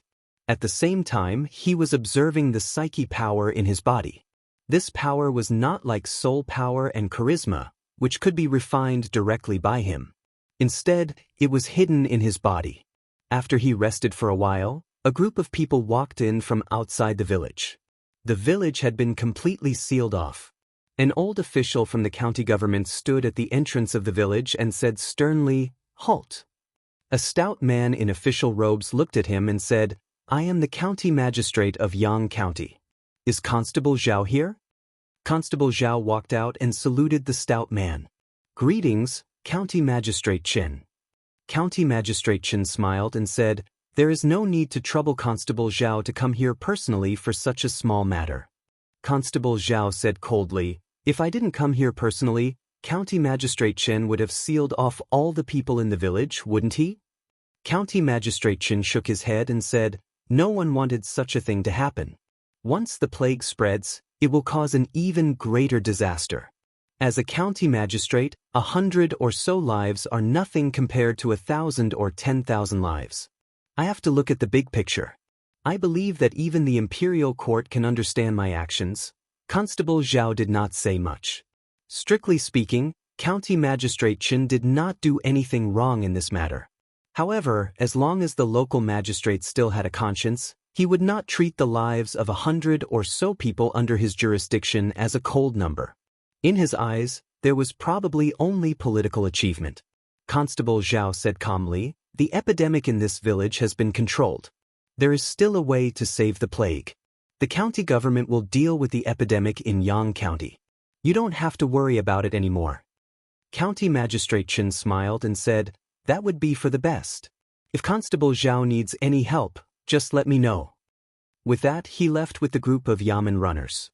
The villagers knelt on the ground and kowtowed a few times to Li Mu and the others. The village chief breathed a sigh of relief and said, "Thank you for saving our lives. Otherwise, the county magistrate would really let all of us die." Li Mu recovered his magic power and continued to save people. In the process of saving people, he learned that the county magistrate of Yang County did not have a good reputation in the county. The citizens were quite critical of him. Arrestor Zhao sighed and said, "It's really hard for the people of Yang County to have such a parental official." Li Mu had just heard that County Magistrate Chen was inactive and lazy in his administration. He had his ways of exploiting the people and had even disregarded human lives. As he used Buddha's light to save people, he asked, "Isn't county governor going to do anything about it?" "I can't do anything about it."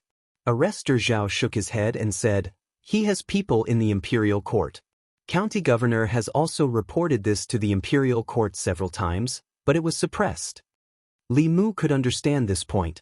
The position of county magistrate was not high, but it was not low either. At the very least, the chief official of a county did not have the power to appoint or dismiss a county magistrate. Only the imperial court had this power.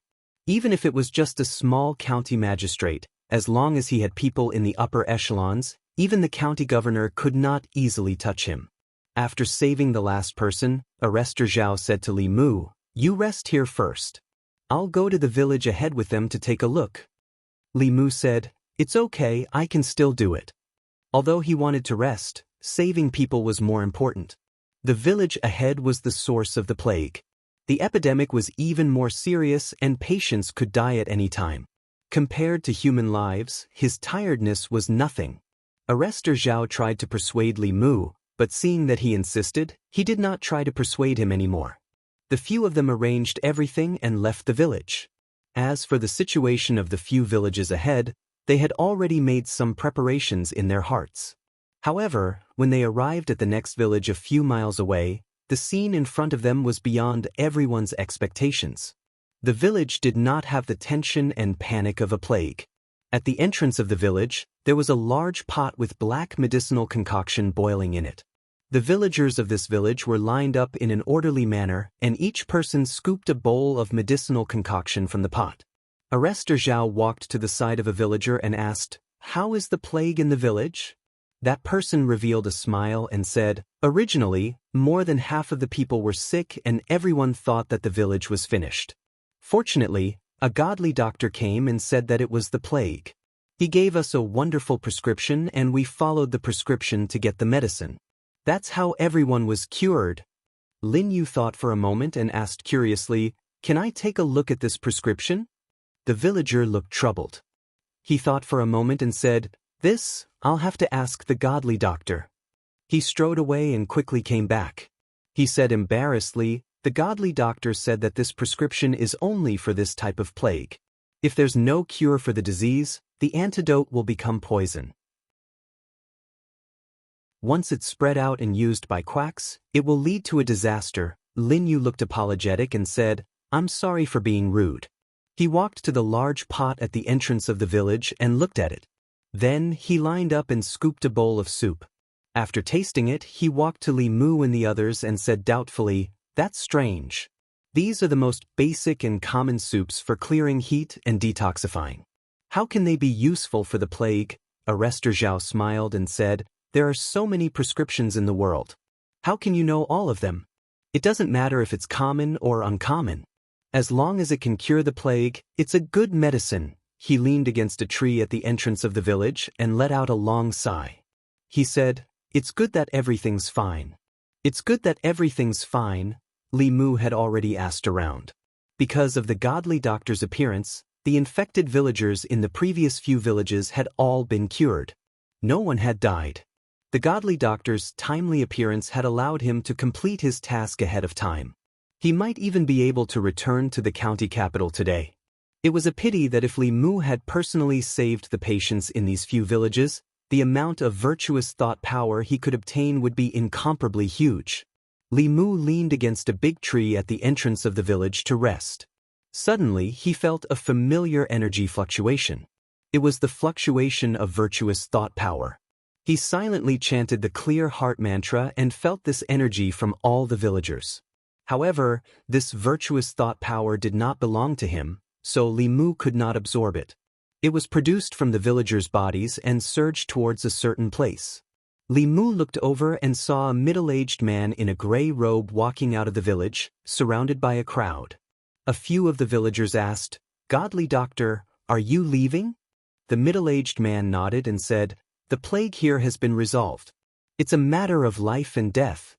I still have to go to other villages to prevent more people from suffering." The villager walked over and held a cloth bag.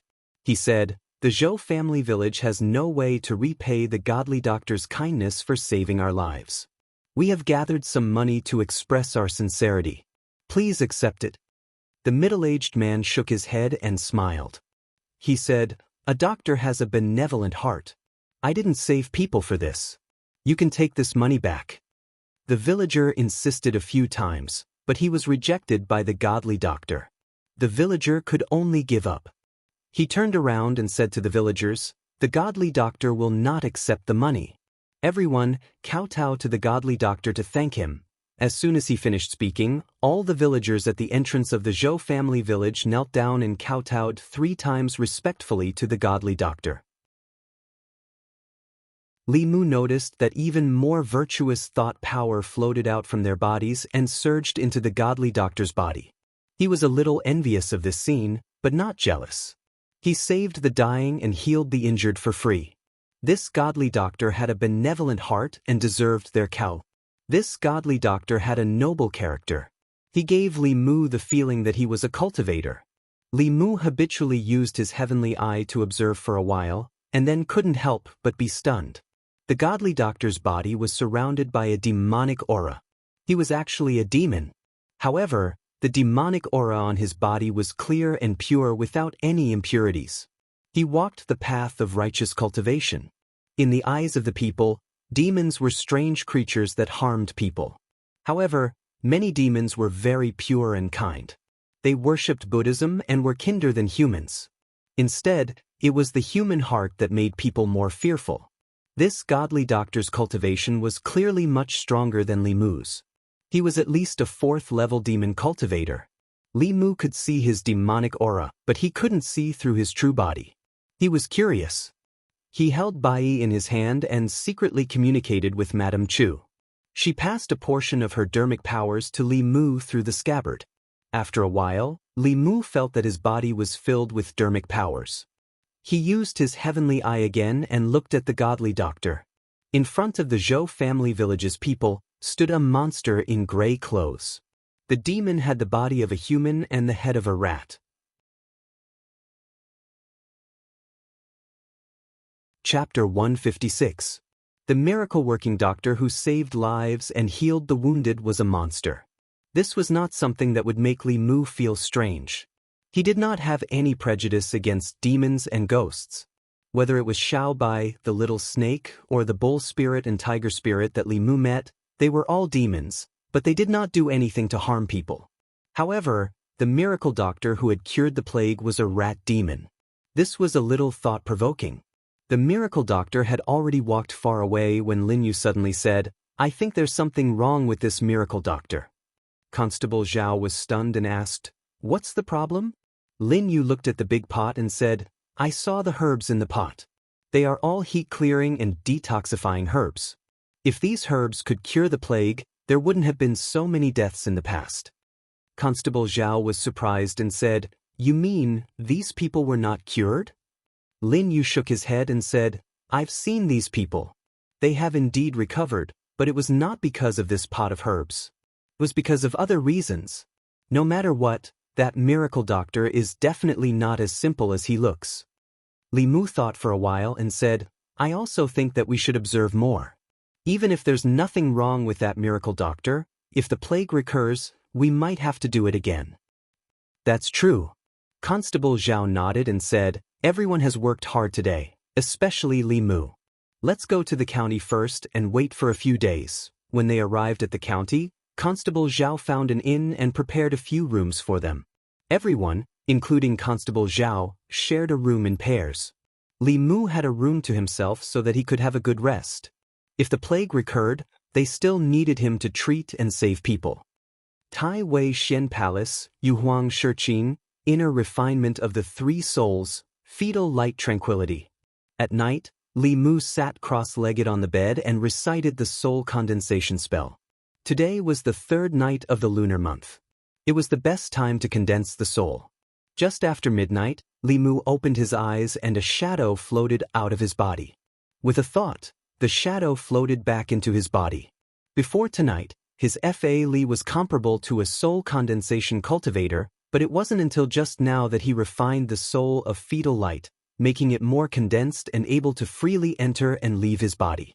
As for the magic power in his body, after refining the first soul, it also increased by a level. With the massive increase in his magic power, he felt that he could attempt to cast the 3rd mantra. Li Mu made a gesture with one hand and silently chanted the fighting mantra. Nothing strange happened around him, but Li Mu could acutely feel that his body seemed to have undergone some subtle changes. Li Mu picked up Bai Yi and subconsciously swung his sword. all the sword moves he had learned before suddenly appeared in his mind again. They connected perfectly. Li Mu's body swung his sword uncontrollably. Like moving clouds and flowing water, he connected all the sword moves one by one. At this moment, a thought appeared in Li Mu's mind. Even if he were to fight with Li Qing, he was confident that he could win. Although the power of the fighting mantra was not obvious, it raised Li Mu's battle instincts and awareness to the limit. Li Mu had never heard of any supernatural powers or mantras that could achieve this. He was looking forward to the 6 syllables of the Sanskrit mantra. However, he had long realized that the 9 syllables of the Sanskrit mantra was harder to cast. He might have to wait until he concentrated before he could master the next word. The reason why he could refine the first soul tonight was mostly because of the virtuous willpower he absorbed during the day. This made Li Mu think of the rat demon. For demons, this kind of power was also beneficial to their cultivation. The rat demon's demonic aura was pure. It had never eaten human blood and did not have the slightest bit of resentment on its body. It had also never been tainted by human blood. However, if the rat demon was the one who spread the plague and turned into a divine doctor, directing and acting a good show to absorb the courage of the people, even if it did not cause any deaths, it would have violated the laws of the Great Zhou and would not be tolerated by the government. Of course, this was only Li Mu's guess. Whether or not the divine doctor was a problem remained to be seen. Outside, without Lu Hanyan to dual cultivate with, he could not play with Xiao Bai. After a busy day, Li Mu was physically and mentally exhausted. He did not continue to meditate and went to sleep with his clothes on. The next day, the constable that Constable Zhao had sent back to the county yamen to report returned with 2 more people. These 2 people were 2 of the 6 constables in the county yamen. One of them was surnamed Xian and the other was surnamed Sunday. The plague was not a joke. Every time it broke out, countless people would die. The county governor obviously attached great importance to it. 3 of the 6 constables in the county yamen had already arrived. Constable Zhao came down from upstairs and said to the 2, "You came at the right time. The situation in Yang County is a little strange. I suspect that the cause of this plague is not so simple." After a while, Constable Qian frowned and asked, "You mean that someone created this plague?" Constable Zhao nodded and said, "That divine doctor's actions are suspicious and worth paying attention to.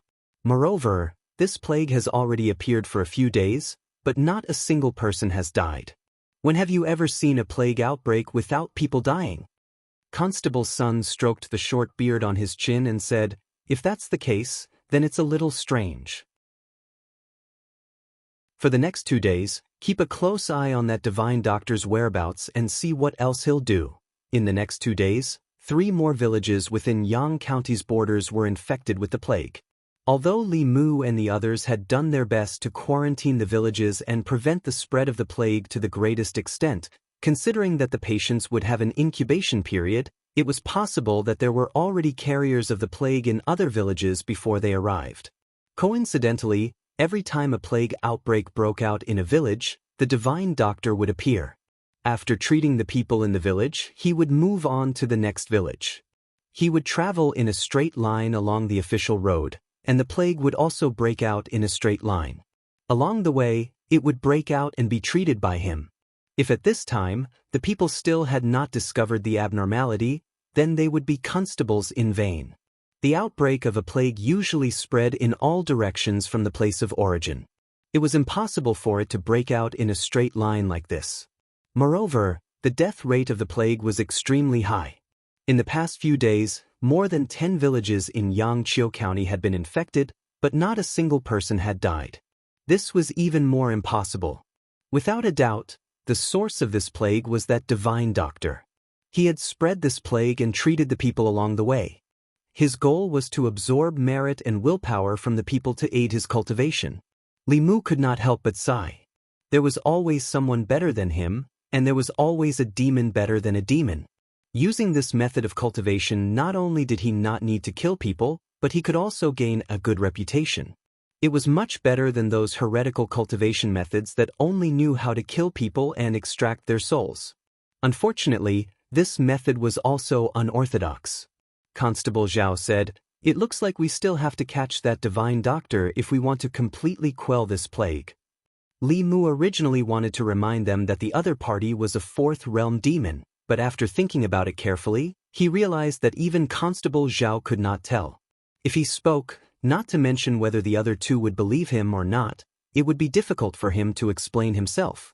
He thought about it and could only say, "This person can spread the plague without anyone noticing. His cultivation must be quite high. It's best to be careful." Constable Zhao smiled and said, "Don't worry.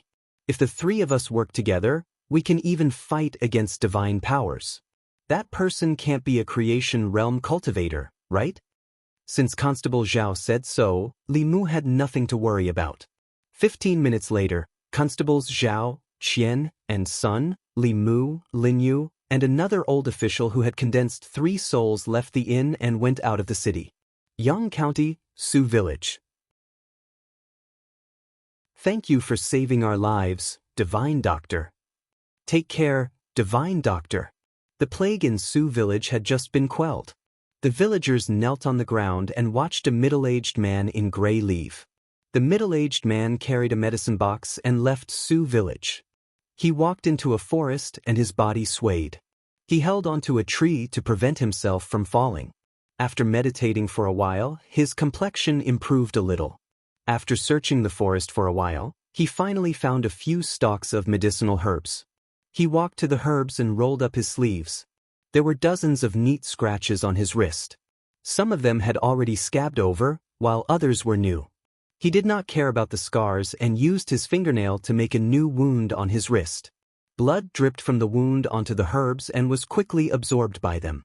He uprooted the herbs, brushed away the soil, and put them in the medicine box.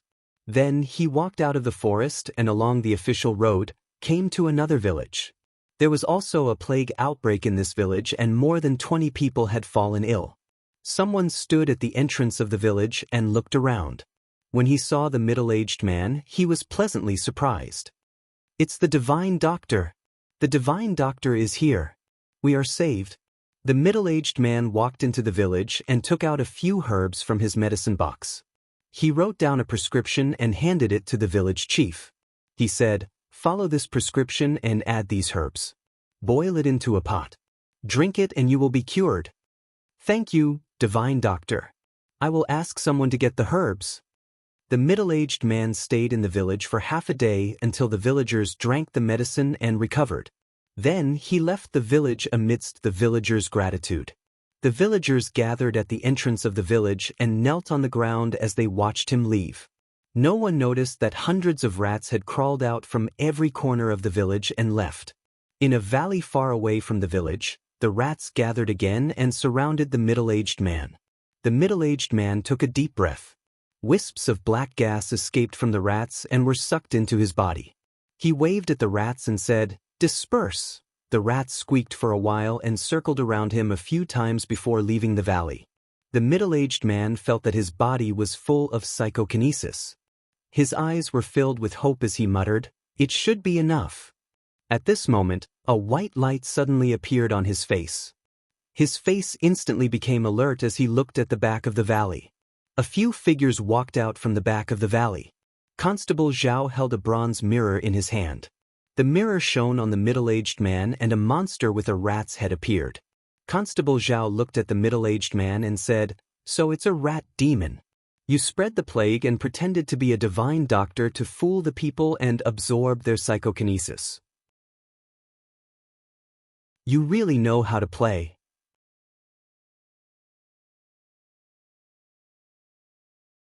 Chapter 157. The rats retreated from the village and followed the middle-aged man here.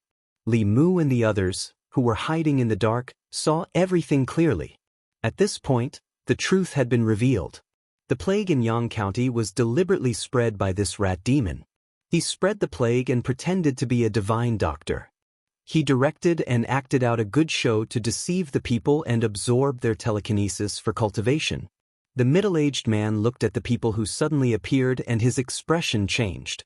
He looked at Constable Zhao and tried to explain, "I did these things, but I did not harm a single life.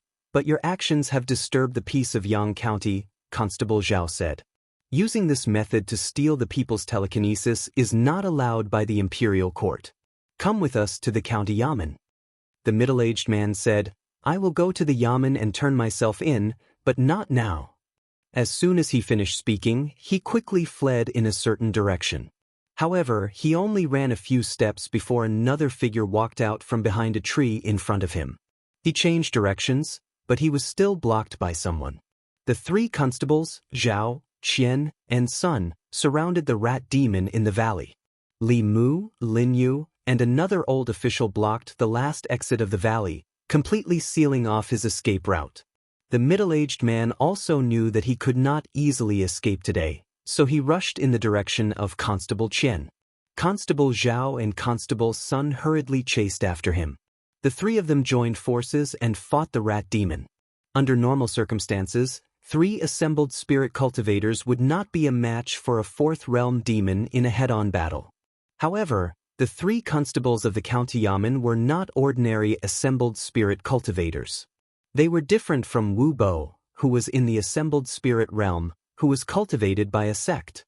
They had experienced hundreds of battles and were extremely experienced in battle. With the advantage of their Dharma treasures, they were able to fight the demon to a standstill. Li Mu secretly performed the Do incantation.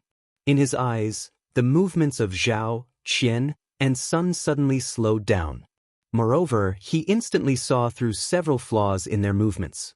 While he was amazed at the magic of this formula, he also saw some other things. The rat demon's aura seemed to be a little weak, and he did not have the heart to fight. He only defended and did not attack, constantly looking for a way out. If it wasn't for this reason, Constable Zhao and the other 2 might not have been able to fight him to a draw. The bronze mirror in Constable Zhao's hand was a powerful Dharma treasure.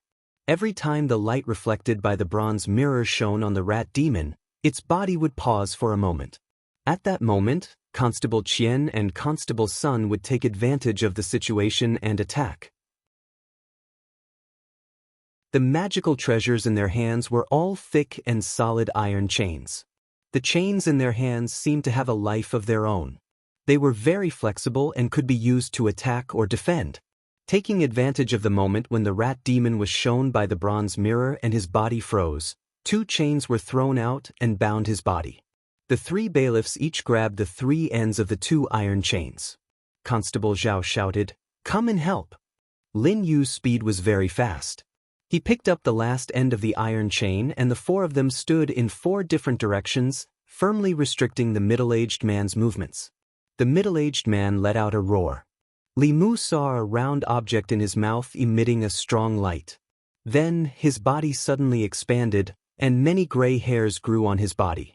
He used his thick arms to hold the iron chain. With a sudden tug, Constable Qian and Constable Sun were sent flying. He exerted more force, and the iron chains in Constable Zhao and Lin Yu's hands flew out. In the end, the strength of a human could not compare to that of a demon. The middle-aged man broke free of the iron chains and madly ran out of the valley. His speed was several times faster than before. The direction he was rushing in was the direction of Li Mu and the old official. A ray of sword light shot out from Li Mu's hand, blocking the middle-aged man for a moment. This moment was enough for the 3 constables to catch up and hold the middle-aged man back again. The middle-aged man let out an angry roar to the sky. "I didn't kill anyone. Why do you have to force me?" Constable Zhao said, "We're just following the law. You violated the laws of the Great Zhou. We can't let you go just like that." "Then I'll offend you." The middle-aged man hissed, and his body changed again. The hair on his body grew again, and his human head turned into a rat's head. His hands turned into sharp claws, glowing with a faint cold light. Although demons advocated transforming into human form, they could only unleash their full strength in their true form. In the blink of an eye, the middle-aged man turned into a giant rat. In the next moment, his figure disappeared before everyone's eyes. Constable Qian's body trembled, and a few bloody wounds appeared on his chest. Fresh blood seeped out of the wounds and soon turned black. "Be careful, there's poison." He only had time to warn before he fell to the ground, unconscious. Constable Zhao was shocked. "Oh no, Even the primordial spirit can't resist this poison. Just as he finished speaking, he felt a sharp pain in his chest. He lowered his head and looked at the black blood flowing out of his chest. In the last second before his consciousness faded, he saw a black shadow pouncing toward Constable Sunday. Constable's son sensed extreme danger and instinctively wanted to dodge, but he could not outrun the black shadow. He avoided his chest, but blood burst out of his arm. His primordial spirit had only left his body halfway before it was sucked back in. He fell to the ground and no longer made a sound. After two strange sounds, Lin Yu and the old official also fell to the ground. The black shadow pounced toward Li Mu. Li Mu stood still and did not move. Clang. Bai in his hand suddenly flew out of its scabbard, and a shadow condensed in the air. Madame Chu swung her sword, and flames burst out from the sword. The black shadow was forced back and finally revealed itself. Sensing Madame Chu's aura, a hint of shock appeared in the giant rat's mung-bean eyes. Madame Chu looked at the rat demon in front of her and asked, "Young master, how should we deal with this demon?" At first, she called Li Mu master, but later on, Li Mu felt that it was too embarrassing to call him that, so he asked her to change the way she addressed him. The rat demon's aura was weak and not at its peak.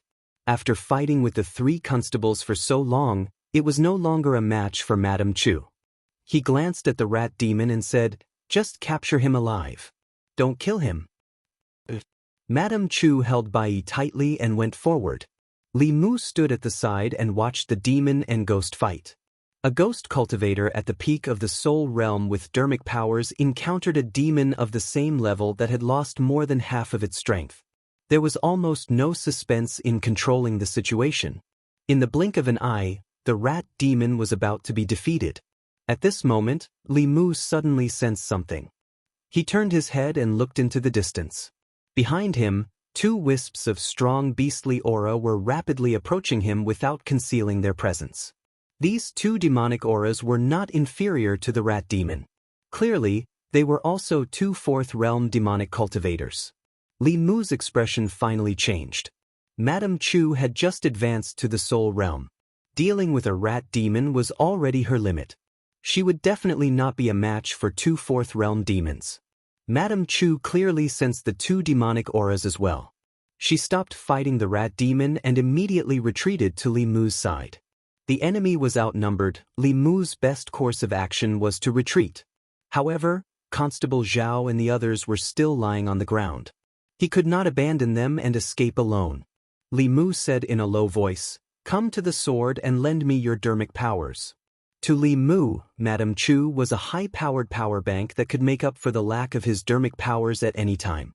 When he sensed the abundant dermic powers in his body, the two demonic auras were already approaching. At this moment, Li Mu realized that the two demonic auras seemed familiar. It was not until two burly men descended from the sky and landed beside the rat demon that Li Mu's face revealed a look of shock. He said, "Why are you guys here?" The green bull demon and the tiger demon clearly did not expect to meet Li Mu here.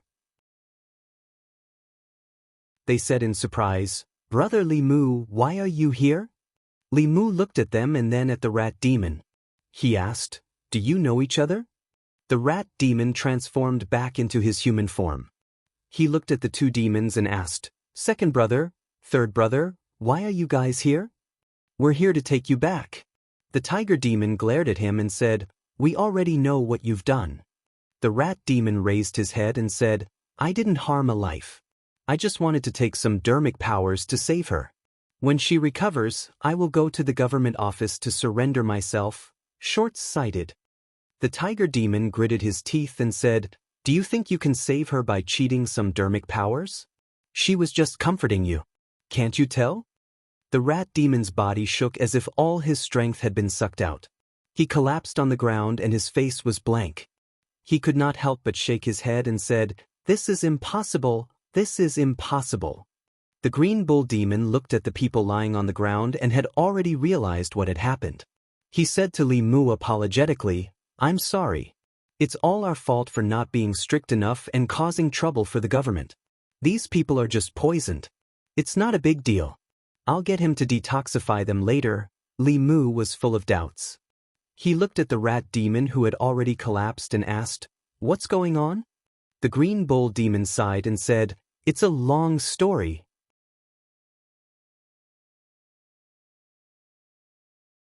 Chapter 158. The story of the rat demon was not a long one. A month ago, his wife was seriously injured. Her body and soul were both damaged. She did not have much time left. She knew that she did not have much time left, so she made up the lie that psychokinesis could heal her. It was to give him a glimmer of hope during this period of time so that he would not be too immersed in sorrow. That was why the rat demon spread the plague, deceived the villagers, and collected their psychokinesis. He was not doing this for the sake of cultivation, but to save his wife. This rat demon reminded him of a yellow rat. He did not expect the rat that everyone hated to cross the street to have such a true temperament. The green bull demon looked at the rat demon and said, "Help them detoxify first." The rat demon took a deep breath at Constable Zhao and the others. A cloud of black chi slowly floated out of their bodies and was sucked into his body. The strength of a middle realm demon was fully displayed. Even the weak rat demon was not a match for the three constables when he got serious. After they woke up, they felt the other two powerful demon auras. Their expressions changed and they were about to pick up their weapons when Li Mu hurriedly explained, "These two have no ill intentions. Don't be nervous." They looked left and right. Seeing that the two demons had no intention of attacking, the fear on their faces gradually turned to doubt. The green bull demon took the initiative to say, "Sorry for the trouble. My brother has done something wrong. In a few days, I will personally bring him to the yamen to plead guilty. Today, please make things easy for us." The three constables did not say anything. Although they really wanted to bring this rat demon back right now, they had no choice but to lower their heads when they were under someone else's roof.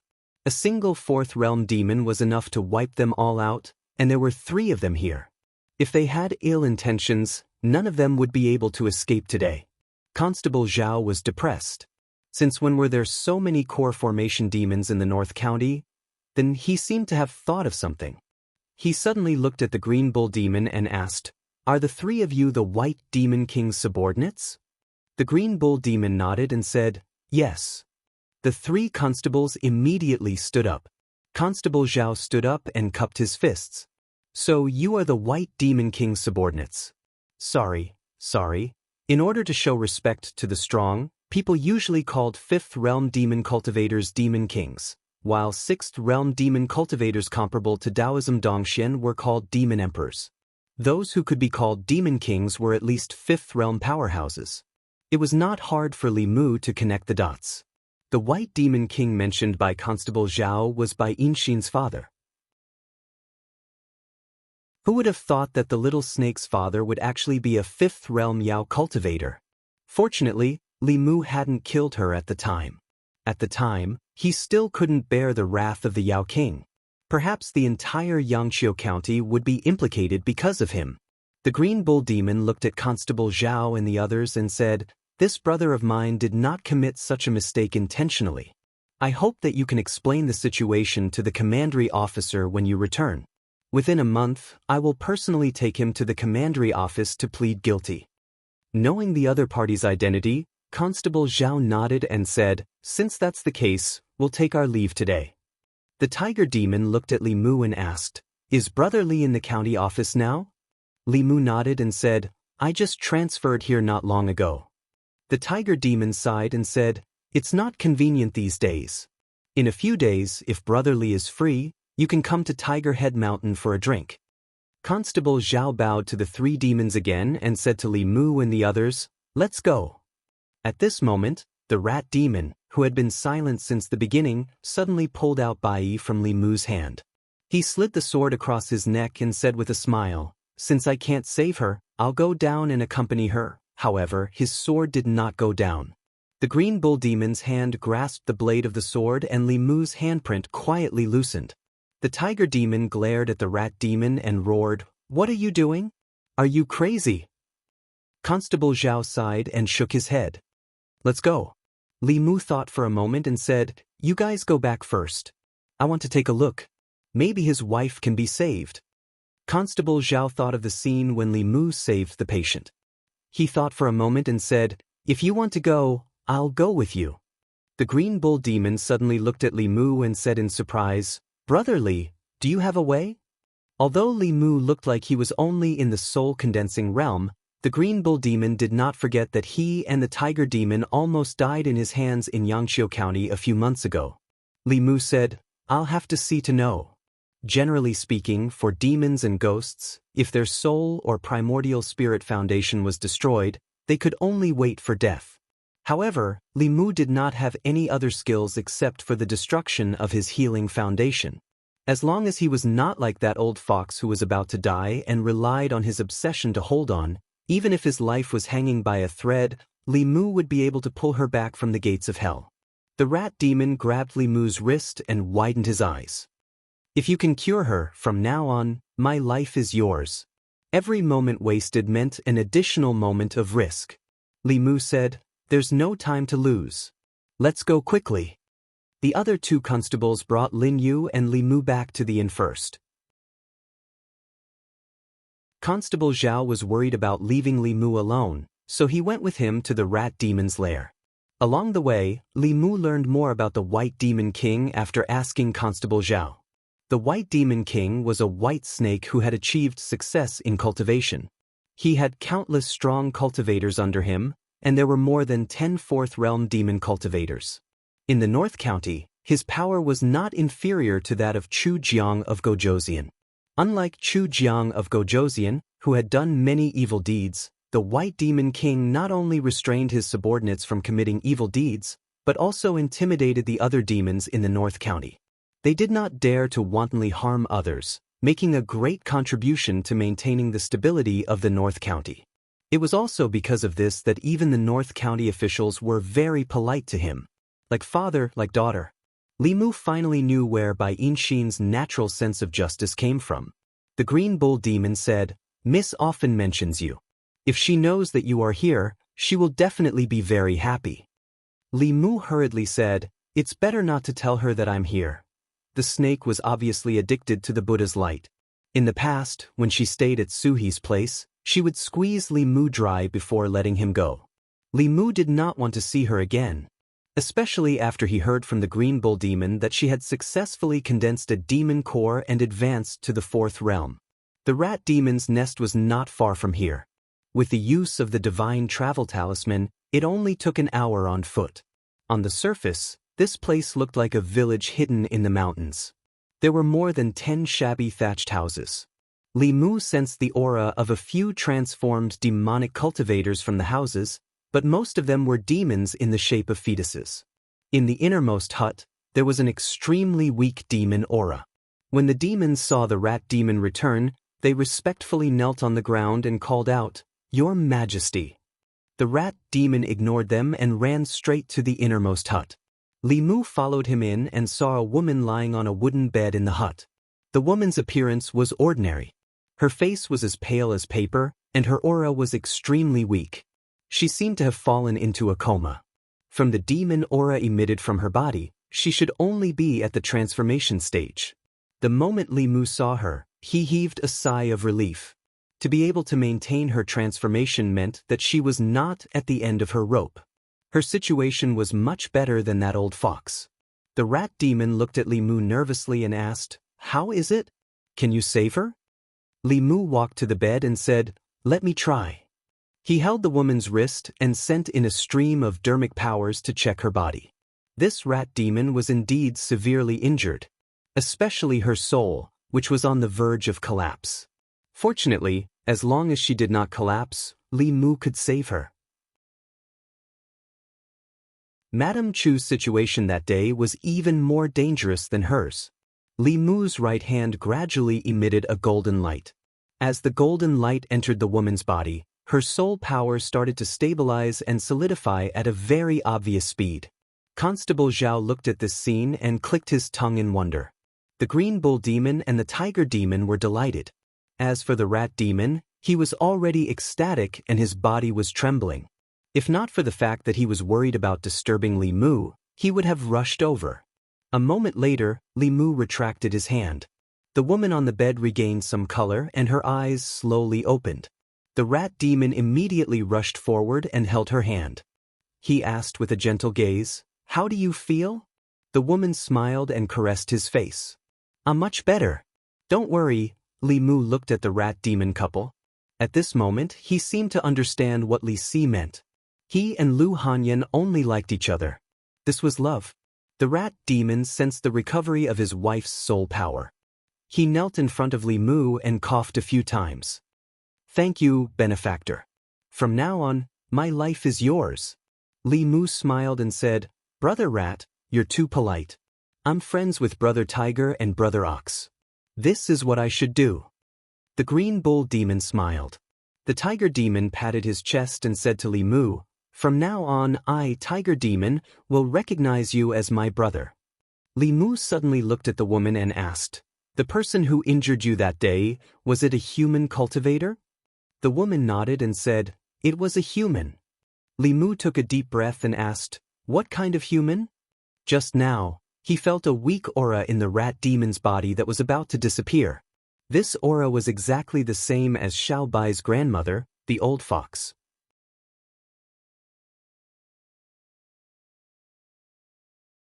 Chapter 159. The woman extended her hand and swiped it gently in front of her eyes.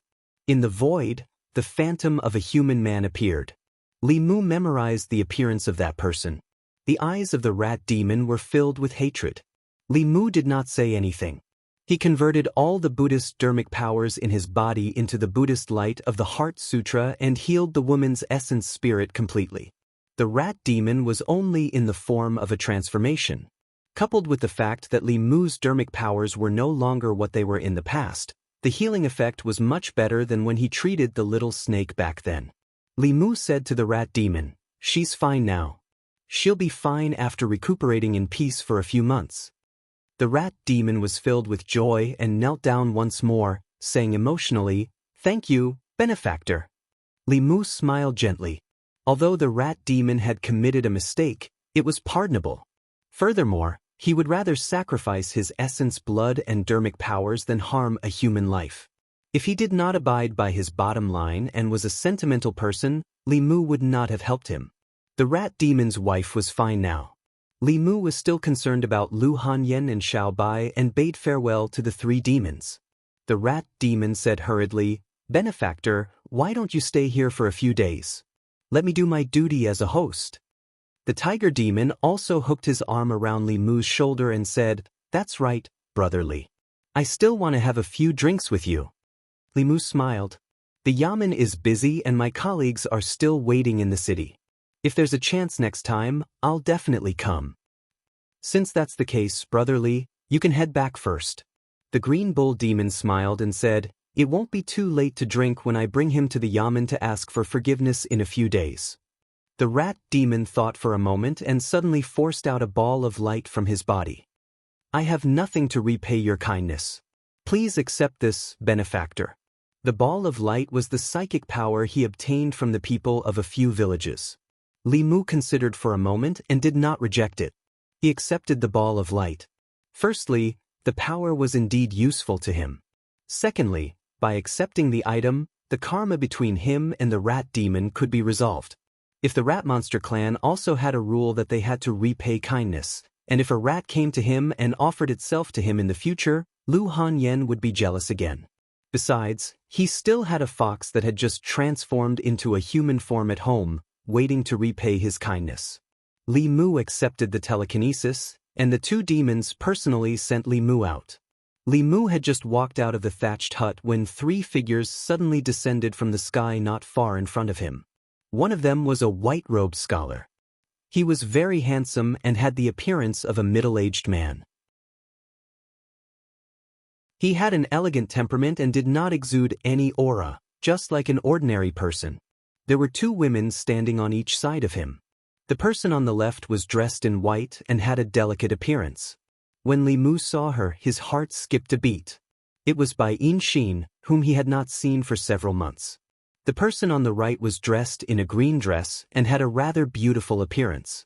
She had a pair of seductive peach blossom eyes, which made Li Mu's expression change even more. When Bai Yinshin saw Li Mu, she was first stunned, then she said in surprise, "Why are you here?" As for the woman in the green dress, when she saw Li Mu, she gritted her teeth and rushed up with her sword. She said sternly, "Little thief, give me your life." The road was narrow for enemies. Li Mu met two of them at once on this narrow road. Bai Yinshin was fine. Although the two of them had some misunderstandings at first, they had buried the hatchet in the end. Li Mu had been squeezed dry by her too many times, causing his legs to instinctively go soft when he saw her. As for this green snake, she had a deep hatred for Li Mu. Last time, she was sucked dry by Li Mu until her legs went soft and she was beaten up for nothing. When enemies meet, their eyes were especially red. Li Mu thought again and realized that the core condensation demon that appeared that night should be Bai Yinshin. No wonder he felt that the demon aura was inexplicably familiar. This green snake was actually Bai Yinshin's sister. Didn't that mean that she was also the White Demon King's daughter? There was no need to guess who the middle-aged scholar standing between the two of them was. The current situation did not allow Li Mu to think too much, because the green snake had already rushed over with a snake-shaped sword. A month ago, if they really fought with their lives on the line, Li Mu would not be her match without using lightning techniques. But today, the situation was completely different. The green snake chased Li Mu and slashed wildly, but she could not even touch the corner of his clothes. In Li Mu's eyes, her movements were too slow and full of flaws. A trace of surprise appeared in the green bull demon's eyes.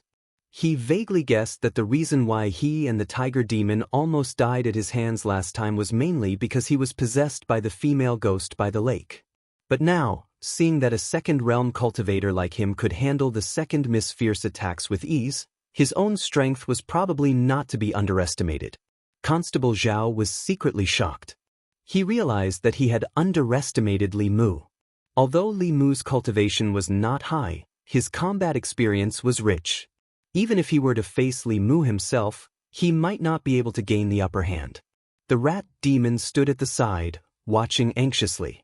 He wanted to stop them, but one was his benefactor and the other was his niece. For a moment, he did not know what to do. A moment later, he gritted his teeth and was about to step forward to stop them when the middle-aged scholar smiled and said, "Let's wait and see first. This young man is not so simple. Let's let her temper her listening heart." The green snake fought with Li Mu for a while, but she could not even touch the corner of his clothes. Instead, she was panting from exhaustion. She could not help but say angrily, "Thief, do you only know how to sneak attack and run? If you have the guts, fight me directly." Li Mu cursed in his heart. Even a clay figurine would have some anger. This green snake kept stepping on his nose and face. He did not intend to tolerate it any longer. But when the green snake attacked again, Li Mu's figure flashed and dodged her sword. He raised his hand again and used the scabbard to hit her, but the green snake covered her but with one hand, her face full of shame and anger. She said angrily, "Damn thief, I'm going to kill you." Pa. After a few rounds, she threw away her sword and covered her but with both hands. She looked angrily at Bai Yinshin and said, "Sister, I'm being bullied. Come and help me." Bai Yinshin glanced at her and said, "Serves you right for sucking people's yang qi. Do you still think you're in the right?"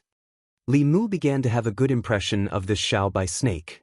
Although her IQ was a little low, her 3 views were very good. How could such a kind sister have such a sister who could not distinguish right from wrong? The green snake picked up her sword and was about to rush up again. Seeing Li Mu raise the scabbard, her body trembled. She immediately ran to the middle-aged scholar's side and hugged his arm. She said with dissatisfaction, "Father, you're not helping me." The middle-aged scholar said, "This is your fault. Go and apologize to this little brother." The green snake's eyes widened. "I apologize to him?" The middle-aged scholar looked at her and asked, "What did I usually teach you? You have to work hard to cultivate and not harm people. You sucked people's yang qi. This is already wrong. You even attacked the officials. Don't you know what you did wrong?" The green snake did not dare to talk back. She resentfully walked to Li Mu's side and said, "I was wrong." Li Mu looked at her indifferently and asked, What did you do wrong? The green snake gritted her teeth and said, I shouldn't have sucked people's yang qi. I shouldn't have attacked you, okay? Li Mu said, Is this your attitude of admitting your mistake? The green snake finally could not help but say angrily, I said I was wrong. Don't go too far. The middle-aged man said, Listen to your heart. The green snake lowered her head again. She twisted her body and said, I was wrong. Please forgive me. Li Mu did not buy her words at all. He ignored her and cupped his hands to the middle-aged scholar and said, Greetings, White Demon King. You're welcome. The middle-aged scholar smiled and said, I have to thank you for showing mercy last time and letting my daughter go. This time, you saved my sister-in-law. I owe you 2 favors. In fact, Li Mu did not want to let the green snake go last time. It was just that he could not beat a core formation monster at that time. He waved his hand and said, It's nothing. It's not worth mentioning. The middle-aged scholar thought for a while and looked at him. He asked, Little brother, do you know how to heal the injuries of the primordial spirit? Li Mu nodded and said, I know a little. The green bull demon finally realized something. He looked at the middle-aged scholar and said excitedly, Brother Li can heal my sister-in-law. Can you also heal? A glimmer of light appeared in the middle-aged scholar's eyes. He looked at Li Mu with a burning gaze and said, To be honest, I have a request.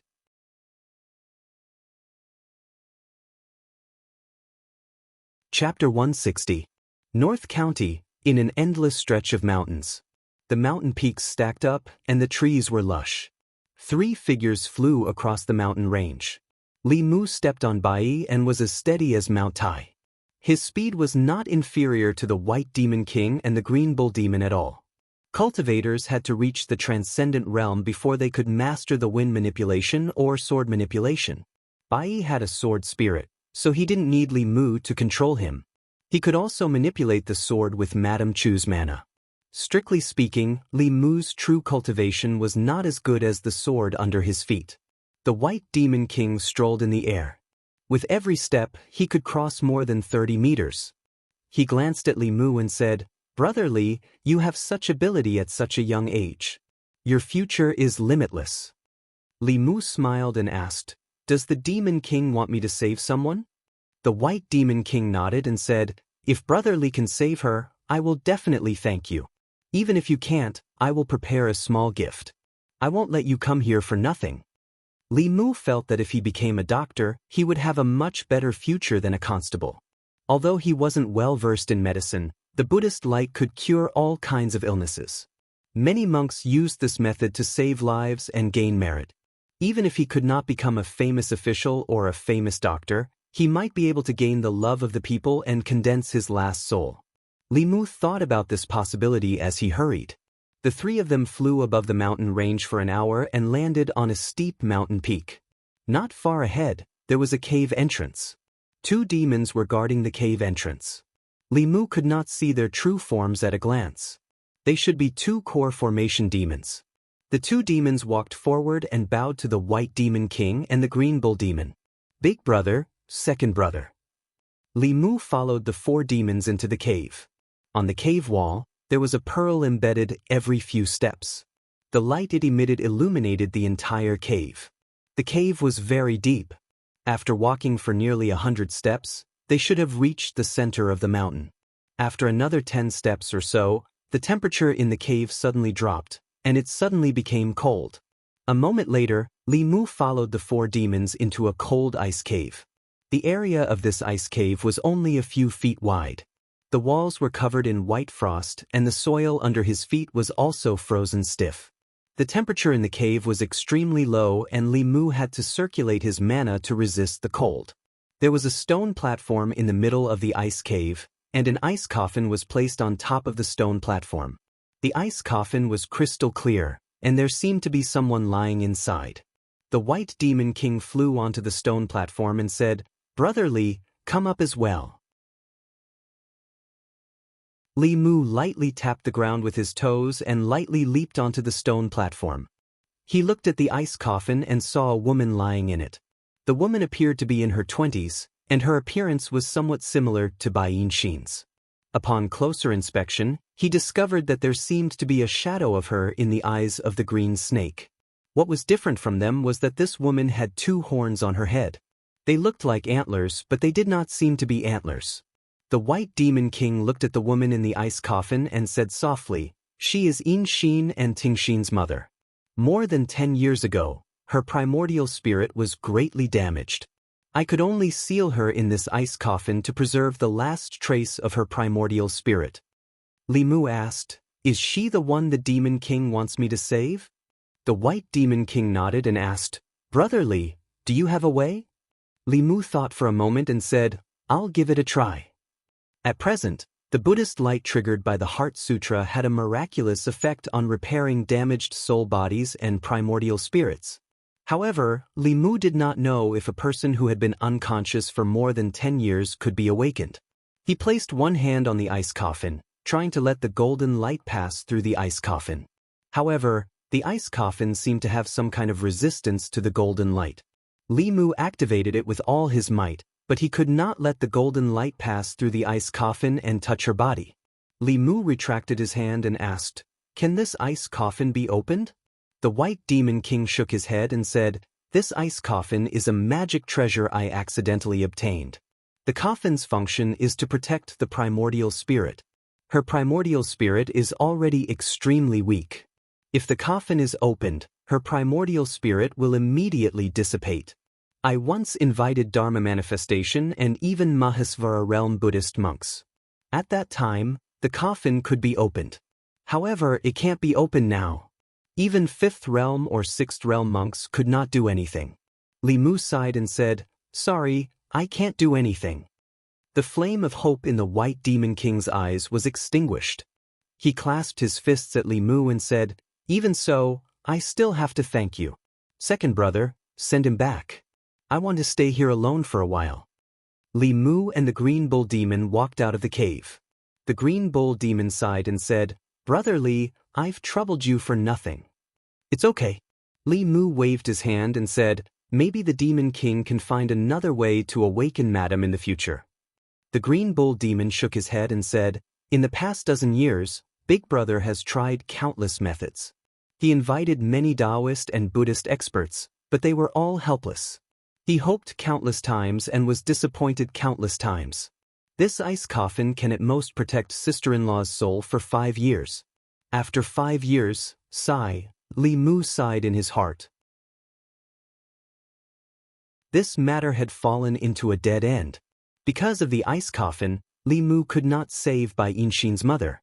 However, without the protection of the ice coffin, her primordial spirit would immediately dissipate. If Li Mu could reach the upper 3 realms in 5 years, there might be a sliver of hope. However, even if he had a pure yang body and dual cultivated with Lu Hanyan every night, it was impossible for him to reach 5 realms in 5 years. Furthermore, to use the Buddhist light to save someone required Buddhist mana. Li Mu's Buddhist mana was still in the 1st realm. Returning to the rat demon's nest, Constable Zhao was still waiting there. Bai Yinxin and her sister were still there. The 2 sisters clearly did not know what had happened. The rat demon looked at the Green Bull Demon with an expectant gaze. The Green Bull Demon shook his head. The rat demon sighed and did not speak again. Bai Yinxin walked over and asked Li Mu, "What did my father ask you to help with?" Since the White Demon King did not tell them, Li Mu did not intend to pry. He said, "You can ask the White Demon King when you go back." Bai Yinxin pouted and said, "He won't say even if I ask him. It's been like this for so many years." "Right, is Sister Su well?" Li Mu said. "She's fine." Bai Yinxin suddenly pursed her lips and said, "You." Seeing her pursing her lips, Li Mu's heart trembled. She used to do this when she absorbed his mana. Li Mu immediately said, "It's getting late. I have to go back. Constable Zhao, let's go." Seeing Li Mu slip away as if he was escaping, Bai Yinxin stomped her feet.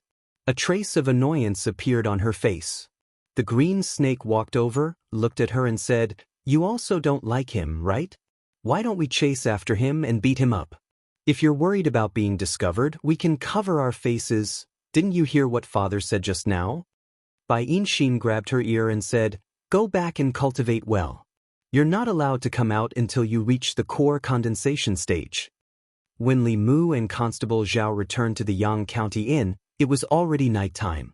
Although they didn't bring back the rat demon, they didn't work for nothing.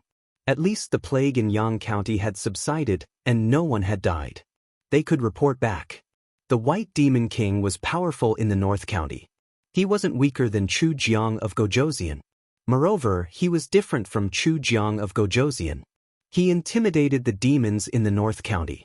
To a large extent, he had helped the government. Even the county government had to give him face. After a busy day, Constable Zhao suggested that they rest in Yang County for a night and go back the next morning. Although Li Mu wanted to go back, he could only follow the majority's decision.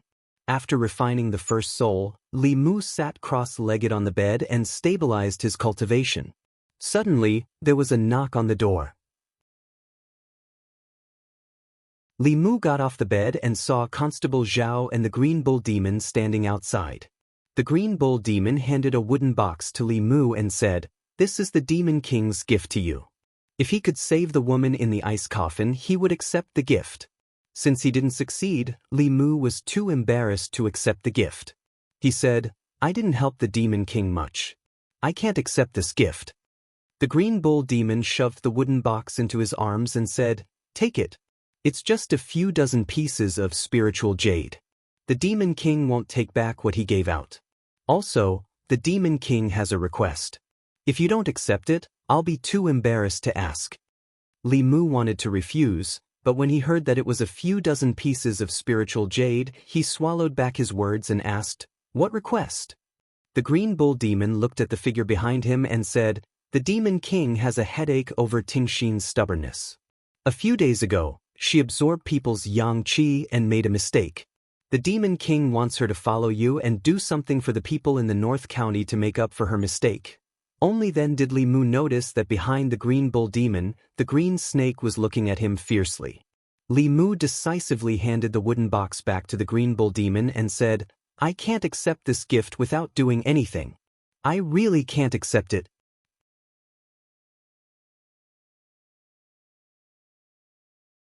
Chapter 161. Li Mu rejected the White Demon King's unreasonable request without hesitation. He was a bailiff, not the director of a zoo. Don't send any snakes, insects, rats, and ants to him. If his desire had not been perfected, he could bring the green snake with him. He could suck her whenever he wanted and it would help his cultivation. However, he had already condensed his desire. What use did he have for her? Thinking of the green snake swaying in front of him all day, Li Mu was extremely vexed. The green snake glared at Li Mu and said through gritted teeth, "Do you think I want to follow you? If my father hadn't forced me, I wouldn't even want to look at you." What a coincidence. Me too. Li Mu did not have the patience to hear her out. He looked at the Green Bull Demon and said, "Sorry, Brother Bull. I really can't help you with this matter." The Green Bull Demon sighed and did not force him. He said, "The Demon King has already decided to send her to the Yamen to atone for her crimes. If it's not convenient for Brother Li to bring her along, you can take care of her." Constable Zhao took a step forward and said, "I will tell the county lieutenant of this matter. However, I can't guarantee whether he will agree or not." The Green Bull Demon handed him an envelope and said, "This is a letter from the Demon King to County Lieutenant Shen. Please pass it on for me." When he left, he still left the spiritual jades behind. Li Mu refused many times but to no avail. He could only accept them for the time being. Although these spiritual jades were the White Demon King's thanks for making a trip to the cave and had nothing to do with the green snake, she was still the White Demon King's daughter. At most, Li Mu would save her snake life when she was in danger. The next morning, everyone ate breakfast at the inn and prepared to return to the county capital. The green snake had stayed the night before. In the morning, she still did not treat Li Mu well. Her attitude made Li Mu feel very reassured. This way, Lu Hanyan would definitely not misunderstand. There was no need for Li Mu to deliberately keep his distance from her. Li Mu went upstairs to pack his luggage. Just as he stepped out of the inn, he heard an angry shout. "You beggar, you really don't want face when I give it to you. It's your fortune that the young master has taken a liking to you. Isn't following the young master better than being a beggar? Li Mu turned his head and saw a man dressed like a servant standing beside a luxuriously dressed young master on the street not far away. The man was arrogantly scolding the young master. At the corner of the street, there were two beggars, one old and one young. The beggar girl had fallen to the ground and was covering her face. Her eyes were filled with fear. The noble young master looked at the beggar girl and said, "She is a little dirty, but she is still a beauty. Bring her back to the mansion, wash her clean, and then send her to my room." The old beggar hugged the luxurious young master's leg and begged for mercy anxiously, but was kicked away. That luxurious young master wanted to kick a few more times to vent his anger, but suddenly a huge force came from his butt. His whole body flew out and landed face first on the ground. Even one of his front teeth was knocked out. He spat out a mouthful of blood and looked angrily behind him. He saw a young man standing there. The young master covered his mouth and pointed at Li Mu. He said angrily, "What are you all standing there for? Beat him to death." The servants looked at Li Mu, but didn't dare to rush forward. After all, those people were wearing the county government's uniform. They couldn't afford to offend them. Some of the sharp-eyed ones had already sneaked away to call for reinforcements. After being a constable for so long, Li Mu couldn't bear to see this kind of thing happen. He first helped the old beggar up, then the young girl, and asked, "Are you all right?" The old beggar stood up with difficulty and shook his head. He said, "Thank you, benefactor. We are fine." Li Mu then realized that this old and young pair were the beggar father and daughter who had taken shelter from the rain in front of the tea house that day. Constable Zhao walked up and looked coldly at the young master. He said angrily, "Bastard, who gave you the guts to kidnap a civilian girl in broad daylight? Get out of the way, get out of the way." A few constables from the county government squeezed through the crowd. A middle-aged constable saluted Li Mu and the others. He said, "We have made a fool of ourselves in front of you. Leave the rest to us." He glanced at the young master who was still lying on the ground and said to the two constables behind him, "Take him back."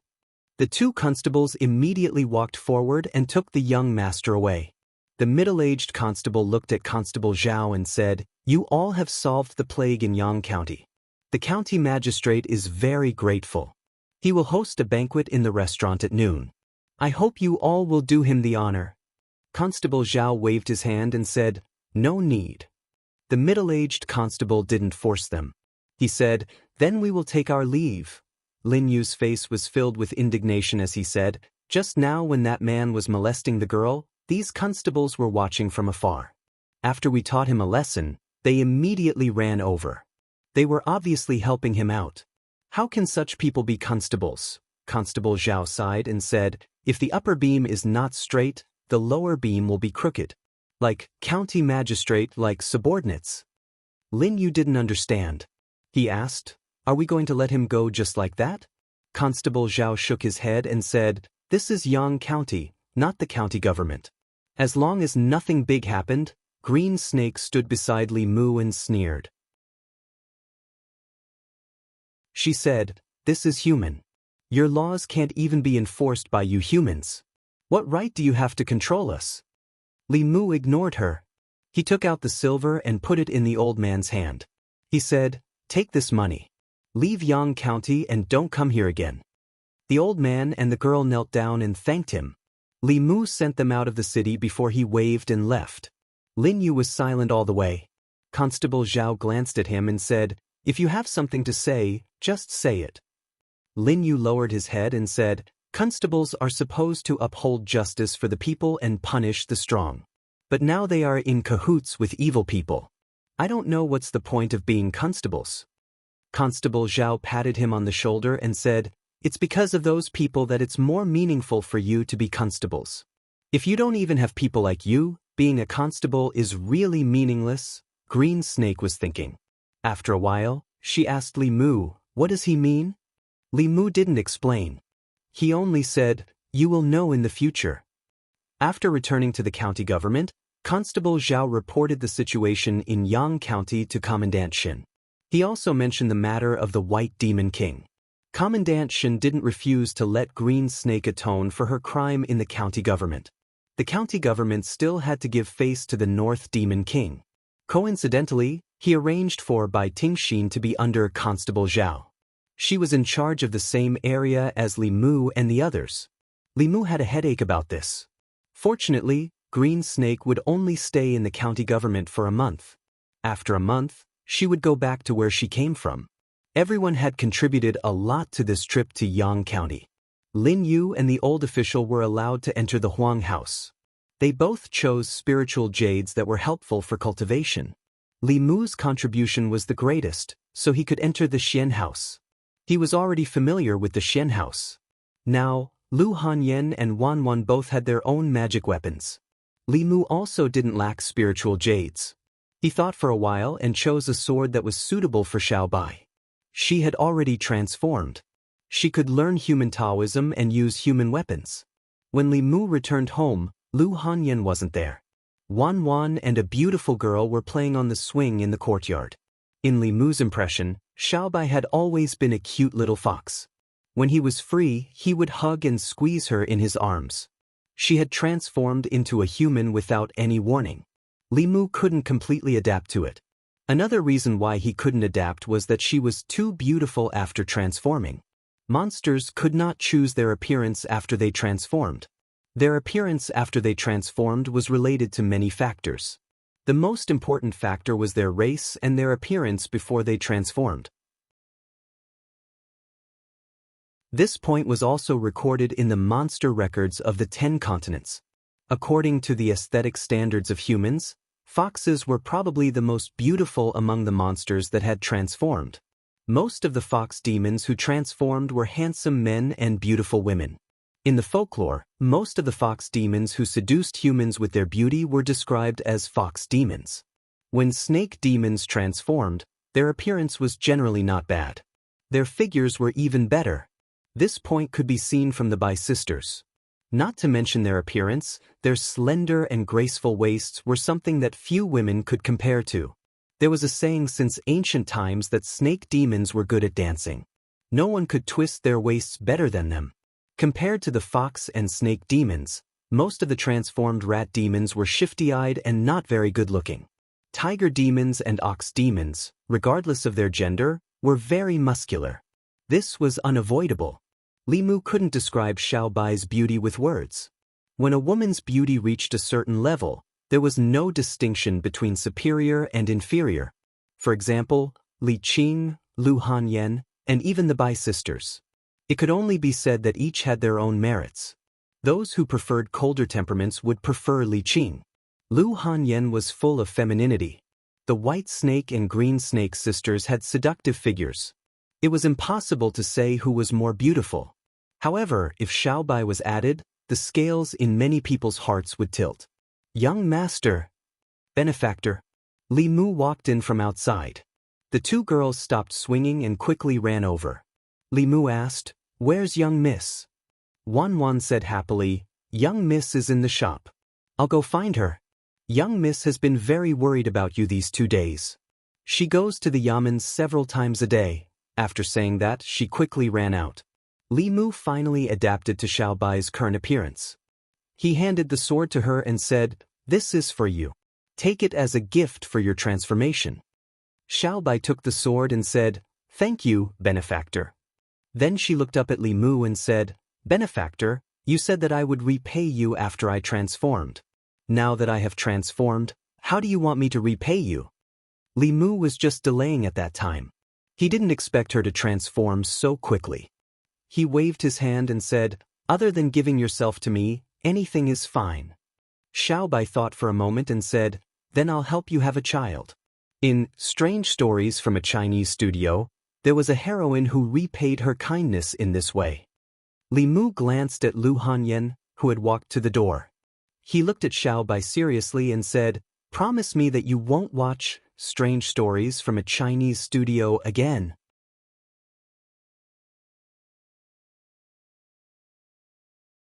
Chapter 162. With Xiao Bai's successful transformation, Li Mu's worries came. Before the transformation, she only wanted to give herself to Li Mu, but now she wanted to bear his children. Lu Hanyan was standing next to him. Li Mu said to Xiao Bai earnestly, "Actually, there are many ways to repay a debt of gratitude. You don't have to give yourself to him or bear his children. I saved your life once, and you can save me in the future. Your task now is to cultivate well and avenge your grandmother in the future." Xiao Bai was changed the topic by him. Thinking of her dead grandmother and clansmen, she nodded seriously and said firmly, "I will cultivate well and avenge my grandmother." Li Mu saw the smile on Lu Hanyan's face. He really should have let her see how he had righteously rejected the two snakes. Absence makes the heart grow fonder. After dinner, Lu Hanyan came to Li Mu's room very early. The two sat on the bed hand in hand. Lu Hanyan suddenly asked, "How are you going to treat Xiao Bai in the future?" Li Mu said, "She is homeless now. Let her stay at home for the time being. The Celestial Fox clan will leave after repaying their debt of gratitude. This is their tradition." Lu Hanyan said, "How are you going to repay your debt of gratitude? Do you really want her to bear your children?" Li Mu smelled a hint of jealousy again. He said with a smile, "I want you to bear my children." Lu Hanyan turned from jealousy to shyness. She gently pinched Li Mu and said, "Let Wan Wan bear your children. She loves children the most." After returning from Yang County, Li Mu's life returned to a rare peaceful state. There was nothing much to do in the yamen. He just read books every day until he went to the yamen. Then he went home to cook with Lu Hanyan and cultivate together. His life was very comfortable. The only fly in the ointment was that the yamen was idle and had nothing to do. The snake swayed in front of Li Mu's eyes, which annoyed him. He could feel that the snake's hatred for him had not dissipated, and it was probably plotting something. Not long after he sat down and read a few pages of the book, Bai Tingxin came in from outside and asked, "How did you and my sister meet? I always feel that your relationship is not right. Ever since she came home last time, she has been absent-minded." "Li Mu, I just happened to know her. How is it a coincidence? Go back and ask your sister." Bai Tingxin had a suspicious look on her face. She paced back and forth in front of Li Mu and said, "You guys didn't tell me. There must be a problem." Li Mu thought about it and said, "Speaking of your sister, I also have a question." Bai Tingxin asked, "What is it?" Li Mu asked, "Why is your father a white snake and your sister a white snake, but you are a green snake? You couldn't have been picked up from the outside, could you?" Bai Tingxin said angrily, "You are the one who was picked up from the outside." She ignored Li Mu and walked outside alone, with a suspicious look on her face. After asking that question, Li Mu did not see Bai Tingxin for 2 days. Just when he thought that the demon could not stand the boredom of the yamen and ran back to the mountain, he saw her again in the duty room. Bai Tingxin looked at Li Mu and said, "Let me tell you, of course I am my father and mother's daughter. My grandmother is a green snake. I didn't take after my father, I took after my grandmother." Li Mu did not know the hereditary rules of the snake race. He just wanted to live a quiet life for 2 days, but now his quiet days were over. She had been swaying in front of Li Mu for the whole morning, deliberately not letting him read in peace. Li Mu put down the book and said, "Can you be quiet for a while?" Bai Tingxin said, "No." Li Mu said, "Why don't I tell you a story so that you won't bother me in the future?" Bai Tingxin moved a chair and sat opposite Li Mu, saying, "You go first. Once upon a time, there was a green snake. What happened next? She liked to annoy people.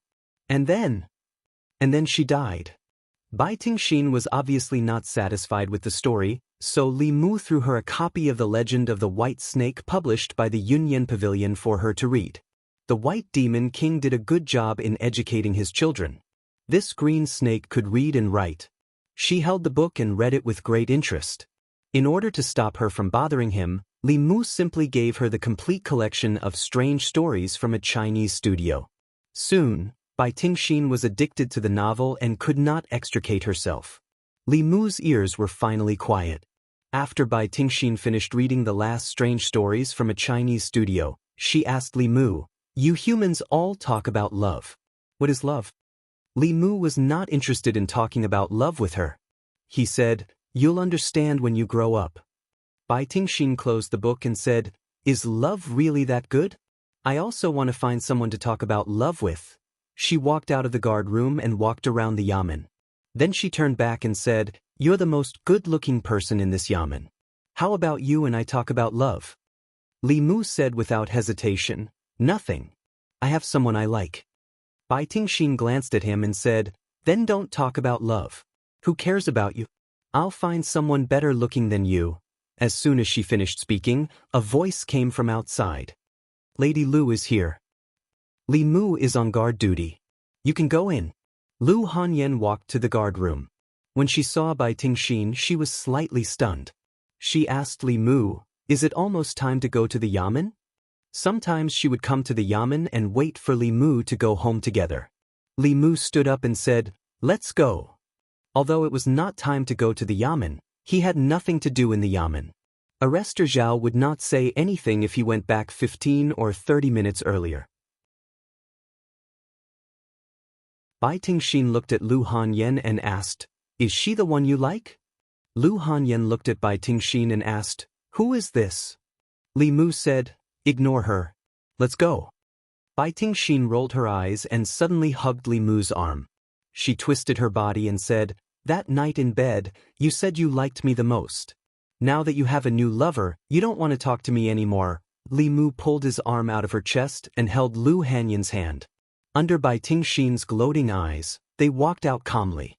He and Lu Hanyan had been together for so long and had experienced so many misunderstandings. How could there be no trust between the two of them?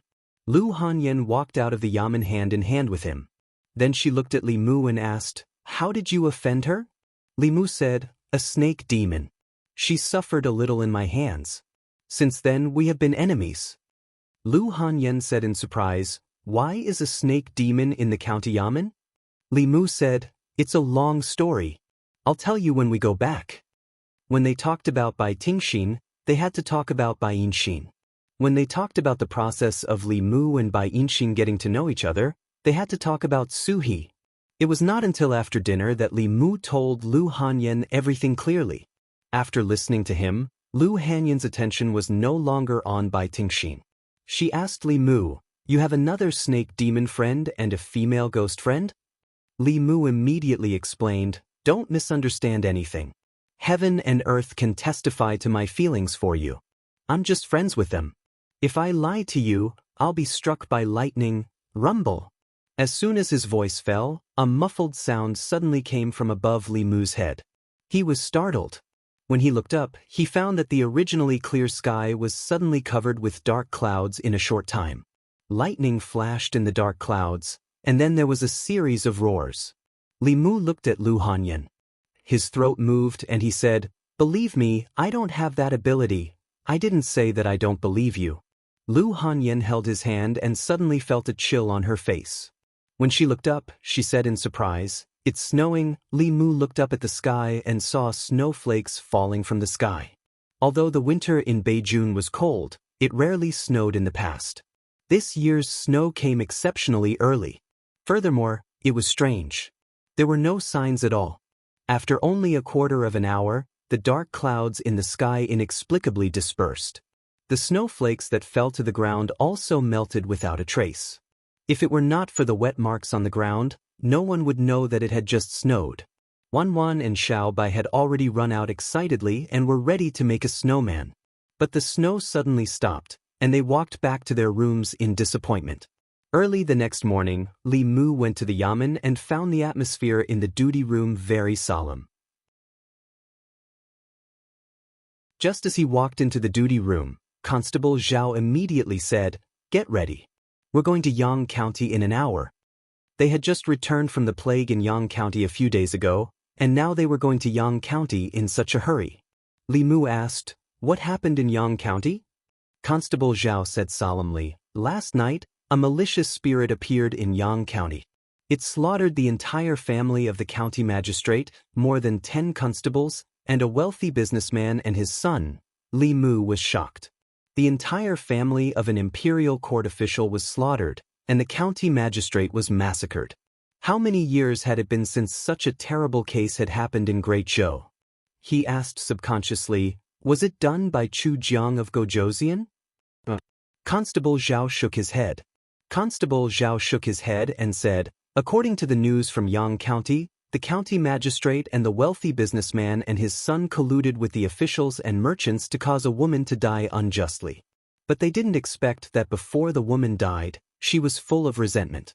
That night, she turned into a peerless malicious spirit and slaughtered all those who harmed her.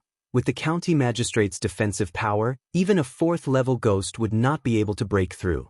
After a normal person died, they would at most turn into a Yin spirit with heavy resentment. Even with Su He's help, people like Lin Wan, who had died unjustly, were only second-level resentful spirits.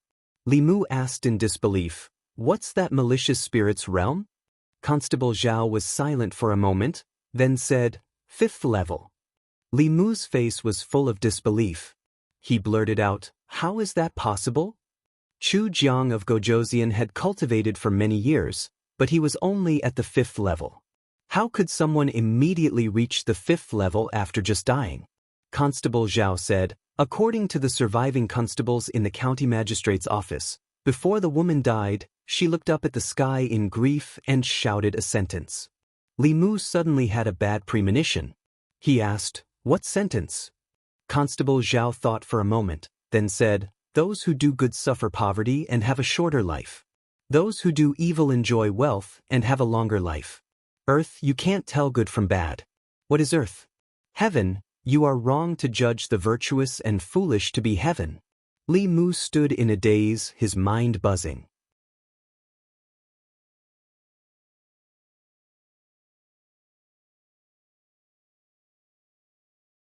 Her resentment shocked the heavens and earth, and she was recognized by the heavens and earth.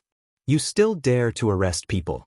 Do you want to create another evil spirit and slaughter the county government? The bailiff trembled and hugged his head, not daring to say another word. Constable Zhao took a deep breath and said, "The county magistrate of Yang County has done all sorts of evil deeds and will be punished by the heavens. However, he is still an official of the imperial court. Li Mu, Lin Yu, you two get ready. In a moment, you will follow the two officials to Yang County." Li Mu asked, "Are we going to get rid of that evil spirit?" Constable Zhao sighed and said, "It is not certain who will get rid of who. We need to be wary of King Chujiang. With such an evil spirit appearing in the world, King Chujiang will definitely try his best to rope her in. Once she is subdued by King Chujiang, it will be a catastrophe for the entire North County." Li Mu thought about the clear eyes of the little beggar and could not help but clench his fists. Those who do good suffer poverty and have a shorter life. Those who do evil enjoy wealth and have a longer life. The Thousand Illusions Venerable had said the same thing to him. At that time, Li Mu had scoffed at it. Now, he deeply understood that this seemingly bright world had always been hiding an unknown darkness. It had been like this since ancient times. A county magistrate was killed and the county government was massacred. This kind of thing had only happened a few times since the founding of the Zhou dynasty. It would definitely attract the attention of the imperial court. The North County could not suppress this matter. The county government had already sent the news from the relay station to the central county. It was believed that the imperial court would quickly react. The evil spirit had caused the Yang County government to be destroyed. This time, the North County magistrate and the county lieutenant would lead the 6 constables and more than 10 constables to the Yang County to maintain the peace of the Yang County. What they had to fight was not only the evil spirit but also King Chujiang and his ghost generals, who might take advantage of the situation. Li Mu had an hour. He had to go home and tell Yu Hanyun. After a while, Yu Hanyun stood in the courtyard and said unhappily, "You just returned home for a few days. Why are you leaving again?" Li Mu held her hand and explained, "A big case suddenly happened in the Yang County. We have to go immediately. Otherwise, more people might be in danger." Yu Hanyun asked, "How many days will you be gone this time?" Li Mu said, "I don't know yet. But as long as the matter in the Yang County is solved, I will immediately rush back." Yu Hanyun sighed and silently helped Li Mu pack his luggage. She hugged him gently and leaned her head on his chest. She said, "Be careful." After cuddling with Yu Hanyun for a while, Li Mu rushed to the county government as fast as he could. This time, the county magistrate and the county lieutenant had to go to the Yang County. He could not be late like last time. When he rushed back to the county government, not everyone had arrived. What surprised him was that Li Si was also standing in the crowd. Li Si pointed at his face and signaled to Li Mu with his eyes. Li Mu wiped away the lipstick mark on his face and pointed at Li Si's face. There was a huge lipstick mark on both sides of his face. Li Si reached out and rubbed his face. Li Mu asked, "Are you going to the Yang County too?" Li Si sighed softly and said, "Father-in-law said that my cultivation came too fast. He wants me to go out and train more so that I can protect Miao Miao in the future." Li Si's magic power was forcefully increased by his courage and soul. He had the magic power to condense the soul but did not have the strength to condense it. He was strong on the outside but weak on the inside. He indeed needed to train. A figure walked in from outside. When Green Snake saw the scene in the courtyard, she asked in surprise, "Where are you going?" Li Mu said, "The Yang County." "I want to go too," she said happily. "Finally, I have something to do. I've been bored to death these days." Constable Zhao walked forward and said, "This trip to the Yang County is very dangerous. Your life may be in danger. For Miss Tingxin's safety, you should stay in the county government." Bai Tingxin frowned and asked, "What do you mean? Are you saying that I'm too weak?" Constable Zhao said helplessly, "I didn't mean that." Bai Tingxin snorted and glanced at Li Mu. She said, "Li Mu will protect me. You promised my father." Li Mu shook his head and said, "I can't even protect myself, let alone you." Bai Tingxin looked at him and said, "That's not what you said when you were in bed." Li Mu covered her mouth and said, "Go if you want to. If you really encounter any danger, I can only save your life. If you lose an arm or a leg, you will bear the consequences." These two snakes, one green and one white, were two extremes. They were both born of the same mother. Bai Yinxin was as innocent as a little white flower. Why was her sister so green? Bai Tingxin took away Li Mu's hand and said angrily, "Next time you cover my mouth, I will bite you and poison you." Li Mu glanced at her and said, "Don't talk nonsense next time." This snake demon obviously had no sense of propriety, justice, integrity, and shame. She would talk about sex all the time. People who didn't know would think that she had no fear of sex demons. After hooking up with Yu Hanyun, she hooked up with the White Demon King. After Bai Tingxin messed around with Li Mu for a while, she ignored him and walked around the courtyard. Sometimes she stopped in front of the constables and looked at them carefully. Everyone was scared by her stare.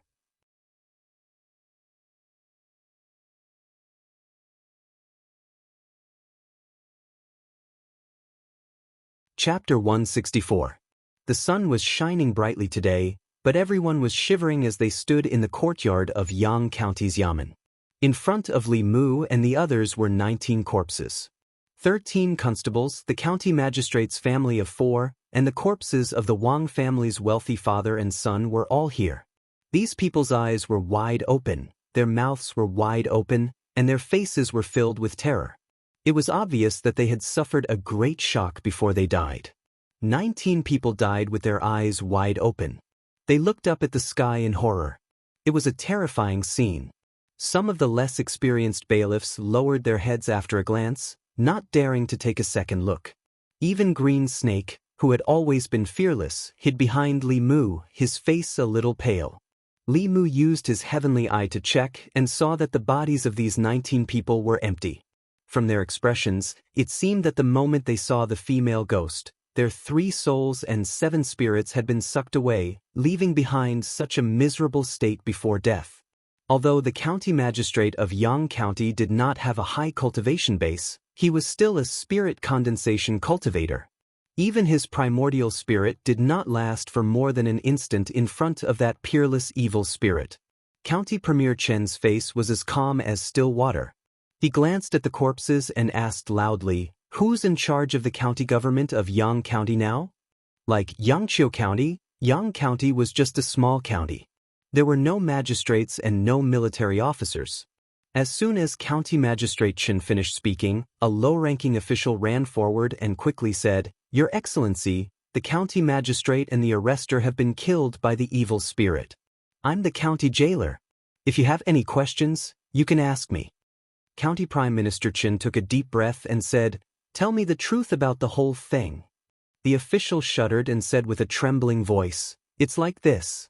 Squire Wang and his son usually have a close relationship with the county magistrate. The Wang father and son always give the county magistrate a lot of filial piety during the holidays. The county magistrate also takes care of them a lot. Yesterday, the young master of the Wang family kidnapped 2 women and brought them back. One of them is the daughter of a farmer in Yang County, and the other is a pretty little beggar." He swallowed a mouthful of saliva and continued, "After the young master of the Wang family kidnapped the farmer's daughter back home, he wanted to rape her but accidentally killed her. The farmer complained to the county magistrate, and the Wang father and son had already given the county magistrate a large sum of benefits. They blamed the little beggar for the woman's death." The jailer's face was pale and he said in a trembling voice, They secretly killed the little beggar's father and buried him in the mass grave."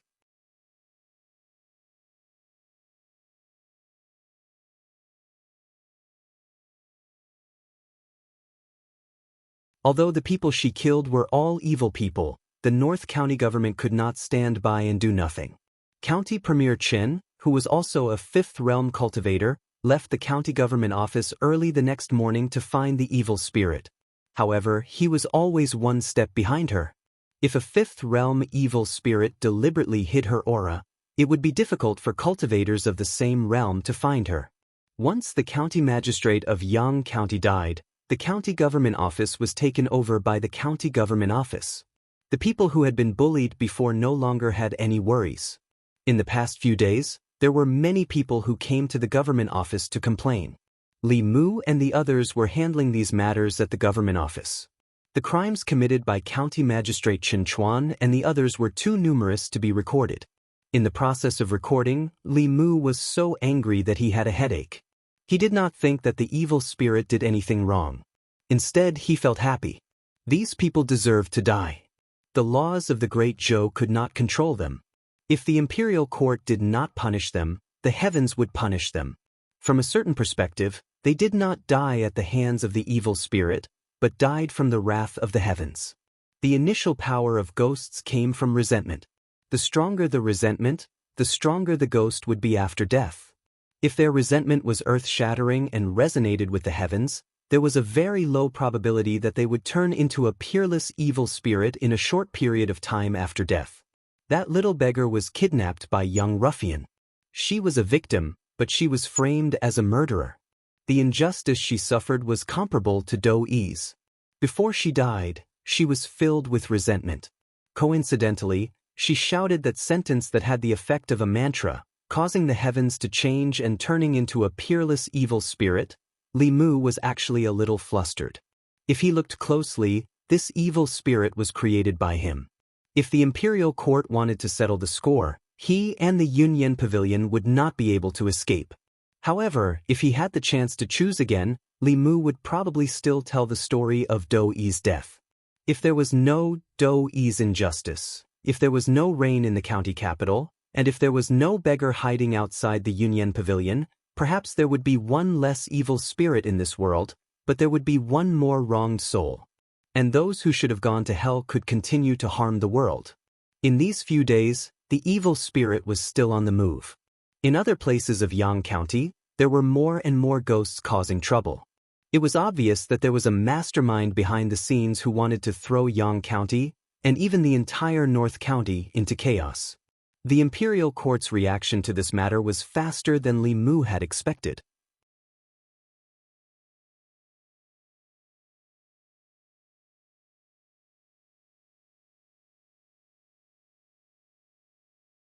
Chapter 165. The feminine man sneered and said, "How dare a Fifth Realm brat call himself a king?" No matter what the reason was, she killed an official of the imperial court and massacred the county office. She has violated the imperial court's bottom line and dignity. We must destroy her soul. County Minister Chen waved his sleeves and left. The two parted on bad terms. Constable Zhao walked forward and asked, "Sir, what should we do now?"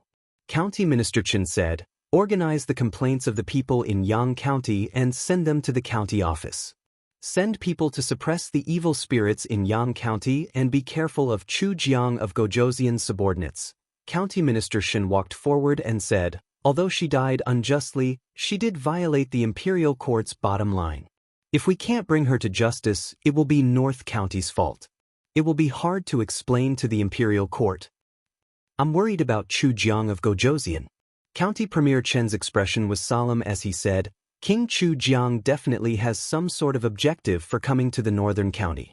The longer he stays here, the greater his plans will be. Presently, he already has 16 soul realm ghosts under him. If he subdues even this fierce spirit, then his forces will definitely increase greatly. We have to be careful of him." County Minister Shen nodded and asked, "I heard that they asked for help from the ancestral court of Fu Lu School. Did they reply?" "They were rejected." County Premier Chen snorted coldly and said, "A fifth realm ferocious spirit can only be subdued by the peak masters. The talisman sect heard that this woman died because she was wronged. Before she died, she resonated with heaven and earth and turned into a ferocious spirit. She refused to help and they could not even enter the mountain gate. In the past few days, Li Mu's task in Yang County was to organize the files. He heard about the evil spirit every day. County Minister Chen had been chasing her but couldn't catch up. The imperial court also sent an imperial envoy to supervise North County's government and get rid of this evil spirit that violated the imperial court's bottom line. They also offered a large reward to attract cultivators from North County. A large portion of the cultivators sympathized with the evil spirit's encounter and were unwilling to help. However, the generous reward had indeed attracted a large number of people. However, they had joined hands to encircle and annihilate that fierce spirit many times, but they had not succeeded once. All the cultivators who surrounded the evil spirit were sucked dry of their magic power. Although their lives were preserved, their cultivation foundation was destroyed, and they could only become mortals in the future. It was said that the imperial court had once sent people to Mount Baiyun for help, but they were rejected by the ancestral court of Fu Lu School.